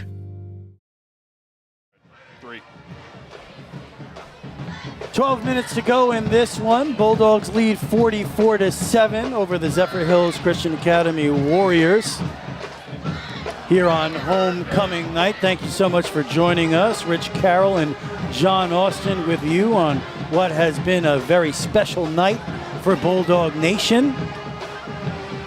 The Warriors, with their best drive of the game here, took up just about the entire quarter there, right, John? I've never seen that before, but yes, 12 minutes of possession in the third quarter, and the clock runs again. Olafson in the shotgun, empty backfield, ball at the 10-yard line. Looking left, throws toward the back of the end zone, and it's complete for the touchdown. What a catch! Rogers Jones. Yeah. He comes up limping, but that's one of those, throw it up to the back of the end zone and see if he can make a play, and boy, did he ever. Let the big man go get it, and that's exactly what they did. Kind of makes you wonder why they haven't been doing that up to this point, but and great catch from Jones. It sure was, and that's the first offensive touchdown of the game for the Warriors. The other one was a 94-yard kickoff return for a touchdown from Kendall Johnson in the first half. That all the way back when it was 7-0. Right now it's 44-13. Looks like the Warriors will go for two here. I think they're going to kick it. I think number 4 was the holder last time. That's Chris Chavigno. I think he's the holder. Yep, it looks like you have... Nope. It looks like, nope, Tyson Norton's in. My apologies on that one. Well, Norton is in there, and he's in the shotgun, 4 wide receivers. That's the second time they have not called too many men in the huddle. Throws toward the end zone, and it's knocked away, and the extra point is no good. Score will stay 44-13. We'll see how the Bulldogs handle this drive. Who will come out on offense? Will we see? I can't imagine we're going to see too much of a passing attack. Will we see the freshman, Nolan Caliendo, in at quarterback? Caliendo is the backup quarterback, but he had a great first half not playing backup quarterback, but as a wide receiver and kick returner, he had some great blocks on the outside as a wide receiver, including a great one for Braylon Simmons' receiving touchdown. And very impressed with the freshman. Seems like football is kind of in their genes, Rich. Yep, that is a football family. And they have both had a great game here tonight. Roman Caliendo with the touchdown. Speak of the devil, Nolan Caliendo looks like he is back to receive this kickoff from Kendall Johnson. That's William Roberts out there as well, I believe. It is. So Roberts and Caliendo back to receive the kick from Kendall Johnson. He'll kick it away from the 40. 9 minutes left here in the game. Bulldogs lead 44-13 on homecoming night. I imagine it'll be kind of a pooch kick, I would think. I don't know. And it is a little onside type kick. That'll be an illegal touch, I would think. The ball did not go 10 yards. Nope, so the Bulldogs will start with very good field position here to begin the fourth quarter after giving up 15 minutes of possession to the Warriors. The starters are back out there, so Hayden Hayes, Marcus Mitchell, Caliendo, Zyzik, Braylon Simmons, Robbie Daly. They're all out there. I imagine we're going to get a pretty healthy dose of the baby bus in this drive. Let's see, might try to get him the record here. I'm not sure how far away he is. I imagine Coach Fisk does, though. So they're going to start this drive from Warrior territory at the 48. The baby bus gets it across the 45, straight through there. It's about 15 yards on first down, all the way down to the 35-yard line. So he's picking them up in chunks tonight. They're running the hurry-up offense. So timeout, Zephyrhills Christian Academy. We'll take it with them. 44-13 Bulldogs over the Warriors. 7:44 to go in the game. And we will be right back after. Yo. Oh, who are you? What's up, Beach Beeper? I'm Wagner the Lawyer Dude. Must have fallen asleep after that Dawn Patrol session this morning. What are you getting into? I got into an accident. My bills are piling up. I'm seeking buried treasure to pay for it. You found the right dude. I'm here to get you the money you deserve. You don't look like a lawyer. Thanks. I kick butt, so you can kick back. And you can keep that rolly in your bucket there. Oh, rolly? Oh, roly-poly. Gotcha. Beep over to lawyerdude.com or call 833-333-3333. Offices, Volusia. Back here at Sal Campanella Stadium, 44-13 Bulldogs, running clock, 7:44 and counting. Eventually, Hayden Hayes in the shotgun, hands it to Mitchell up the middle, another huge gaping hole across the 20, breaks a tackle inside the 10, the 5, touchdown! Marcus Mitchell is Superman tonight. Unbelievable. That's his fourth touchdown of the evening. I actually, Rich, had a friend of mine reach out to me at halftime and say that Marcus Mitchell is a future Patriot. So he caps that drive off with a 33-yard touchdown run. He's been absolutely unbelievable, unstoppable here tonight. The Marcus Mitchell Show continues here on the WNZF Sports Network.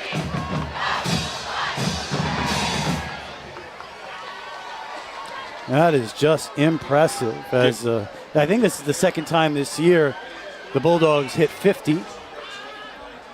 Garrett Tucker back in to kick.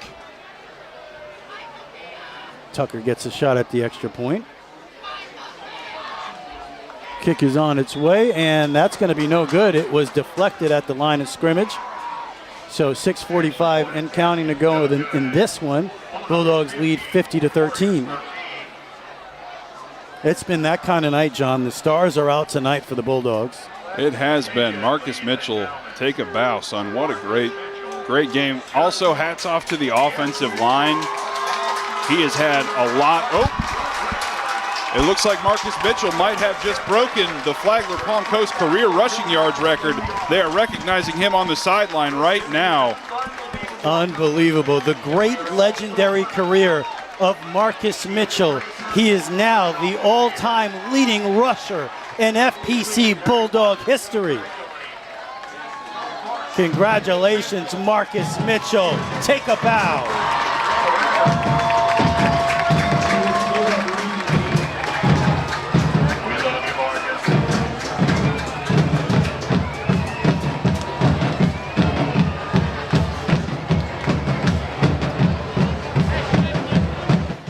And that's an incredible moment in this program's history.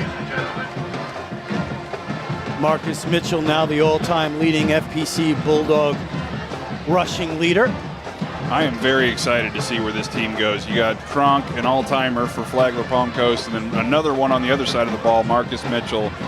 I think this team could do something really special this year, Rich. Yeah, they look good at all the skills positions and also offensive and defensive lines, winning at the point of attack, which is always key. They look strong this year. A Bulldogs still undefeated on the season. They will be 4-0 after tonight. Pooch kick. And it takes a bounce at the 25, fumbled at the 20. Now he'll try to reverse field. He's going the wrong way. And he's going to be down all the way back at the 1. That's number 13. We don't have his name on our roster. He ran the wrong way. Yeah, that was, I'll just chalk that up as unfortunate. Yeah. He thought he had the speed to get away. Turns out he did not. Well, it's okay to try to reverse field. But running 15 yards back towards your own goal line, it's not ideal. It's not the right way. That's kind of a microcosm of the night for the Warriors. It's been a long one that's also been short because of the running clock. Incredible. So 4 minutes left here. Bulldogs well on their way to going 4-0 on the season. Marcus Mitchell breaks the all-time rushing record for the Bulldogs. It's homecoming night. It's just been one of those special evenings here on the WNZF Sports Network. Olofsson, empty backfield. Now it steps up in the pocket, has some room, gets to the outside, and picks up about 4.5 on first down. Nice run. Wrestled down by Lucas Sahara.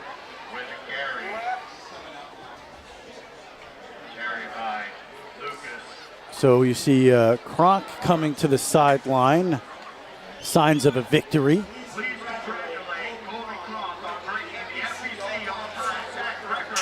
So Kobe Kronk now getting congratulations for breaking the all-time FPC sack record. He has 3.5 tonight, continuing to add to that legendary status that he has here at FPC High School. Olofsson is going to go deep to the left side into double coverage, and it's a miraculous reception out there by Gavin Davis. Wow, what a catch. Bobbled it, caught it. Like two guys draped on him, and he still caught it. That was remarkable from Gavin Davis. And as perfect a pass as you can have from Olofsson. So that's going to move the ball up to the 35. 2:36 to go in the game. Bulldogs lead 50-13. It's going to be a pitch to Gavin Davis. He gets to the outside across the 40, has the first down, and he's going to be out of bounds after a gain of about 13. He is quick. You can definitely see that, man. He's got some wheels on him. It's turning out to be a nice drive for him. And, Zephyrhills Christian Academy, they've had a decent second half here moving the football. They don't score quickly, though. No, definitely something you can build off of, though, if you're the head coach, Mike Smith, going into the rest of the season. I don't know how many more buzzsaws like this you're going to run into on your schedule. Olofsson throws deep, has a wide open man inside the 30. He's going to go all the way to the house. Touchdown, his second of the game. Kendall Johnson. Great pass. Yeah. Great pass, great catch. Kendall Johnson. It hasn't been a great game for the Warriors, but Kendall Johnson can definitely hold his head high. He has played a heck of a ball game out there for the Warriors. Left it all out on the field. Definitely a special player. And he hits extra points. Yeah, he does. He kicks, he punts, he does it all. He sells hot dogs at halftime. He does it all. So that was about a 53-yard touchdown reception after he had a 94-yard kickoff return. So I would say it's been a nice night for Kendall Johnson. Score now 50-19, under 60 seconds to go as they line up for the two-point conversion. Olofsson takes snap, looks left, throws toward the back of the end zone as an open man, but overthrows Gavin Davis. Clock continues to run, 45 seconds left as we near the end of this one.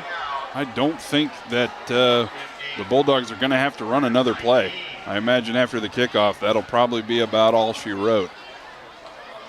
30 seconds left, and there's no hurry here. That's probably going to do it as we see this huge crowd about to go crazy and celebrate a big win for the FPC Bulldogs here on homecoming night.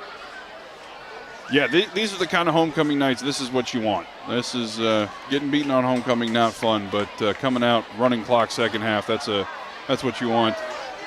And credit to Zephyrhills They're a very small school, only 240 students in the whole school. And they made the long 3-hour trip out here, so we thank them. But that will do it. The FPC Bulldogs on homecoming night, a historic night, defeat the Zephyrhills Christian Academy Warriors 50-19. We'll be back in 30 seconds to put a bow on it. You're listening and watching Flagler County High School football on the WNZF Sports Network. Did your dog chew on your eyeglasses? Really, it happens. Dogs love eyeglasses. This is Jade with iStyle Optical. With our new in-house digital lab, you'll get a pair of glasses the same day or next in most cases. iStyle Optical in the Winn-Dixie Plaza on Palm Coast Parkway. Ready for new countertops? Whether it's marble, quartz, or granite, Palm Coast Marble and Granite delivers high-quality, custom-built counters that perfectly complement your home. I'm Leo. And I'm Rachel. Call us today. Palm Coast Marble and Granite, 313-1180 or palmcoastcountertops.com.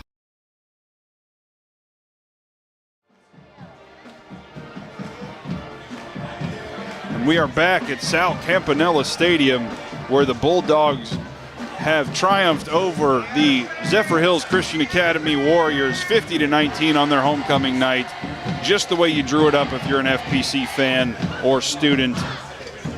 And you love this kind of night because you had a chance to celebrate some of your great players. You had a chance to celebrate students and families with homecoming at halftime, and you get the big victory. You get Marcus Mitchell breaking the all-time rushing record for the school. You get to celebrate Colby Cronk as he gets the all-time sack record. Just overall, one of those nights you dream about as a football player, as someone who loves this sport. It really is. It's a great night. All the people. It was the atmosphere was electric. The second half, it was kind of everyone knew what the foregone conclusion was of this game. So the atmosphere did calm a little bit, but I think everyone just knew what the inevitable was coming. I will say, my surprise stat of the day, how many sacks do you think Colby Cronk has through 4 games? 4 games, he's right around 10, I would think. 14 sacks for Colby Cronk through 4 games. That's why he's going to NC State. That's why he's a 3-star recruit. Yeah, 14 sacks. Unbelievable. Yeah, he's just having an incredible season. The Bulldogs at 4-0 are having an incredible season. And man, oh man, what a night it was here tonight. If you enjoyed the game on the Flagler Radio YouTube channel, on the radio, 94.9 FM, we thank you. If you're enjoying this on the Flagler Radio YouTube channel, please subscribe. We're trying to get to 1,000 subscribers and prove the power of Flagler County High School sports. Hey, John, next week we'll be at the Ship as once again the state champion Mainland Buccaneers are in town, this time to battle the Pirates. Talk about that game for a second here. Well, I think Matanzas are going to have their hands full because Mainland, I believe, are 0-4 right now. I don't know what their score is tonight. So they'll be at best 1-4, at worst 0-5. I think they'll have a point to prove. I think Coach Forrest and Matanzas will have their hands full. But I think Coach Forrest, he knows what he's doing. He trusts his players. They make good decisions. So I think they could surprise some people and beat Mainland. This is their year to do it. I don't know if they've ever beaten them in their history, but if this year seems like as good of a time to do it as any.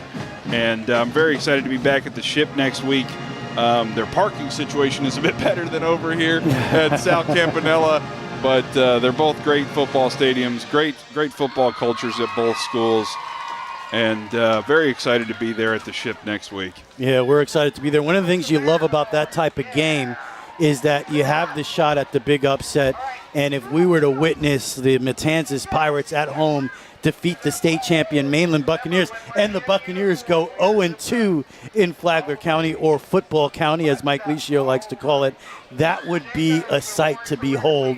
And hopefully that's what we see next week. So, yes, next week we'll be at the Ship as the state champion Mainland Buccaneers are in town to battle the Pirates. One final time, the score here tonight, 50-19. The FPC Bulldogs are now 4-0 after they defeat the Zephyrhills Christian Academy Warriors. For John Austin and producer Sharon Carroll, I'm Rich Carroll. Have a great night, Flagler County. FPC, FPC, go! And he has a wide open Michaelis Isaac for the touchdown. Touchdown, Bulldogs. Right up the middle, just like the kid called it.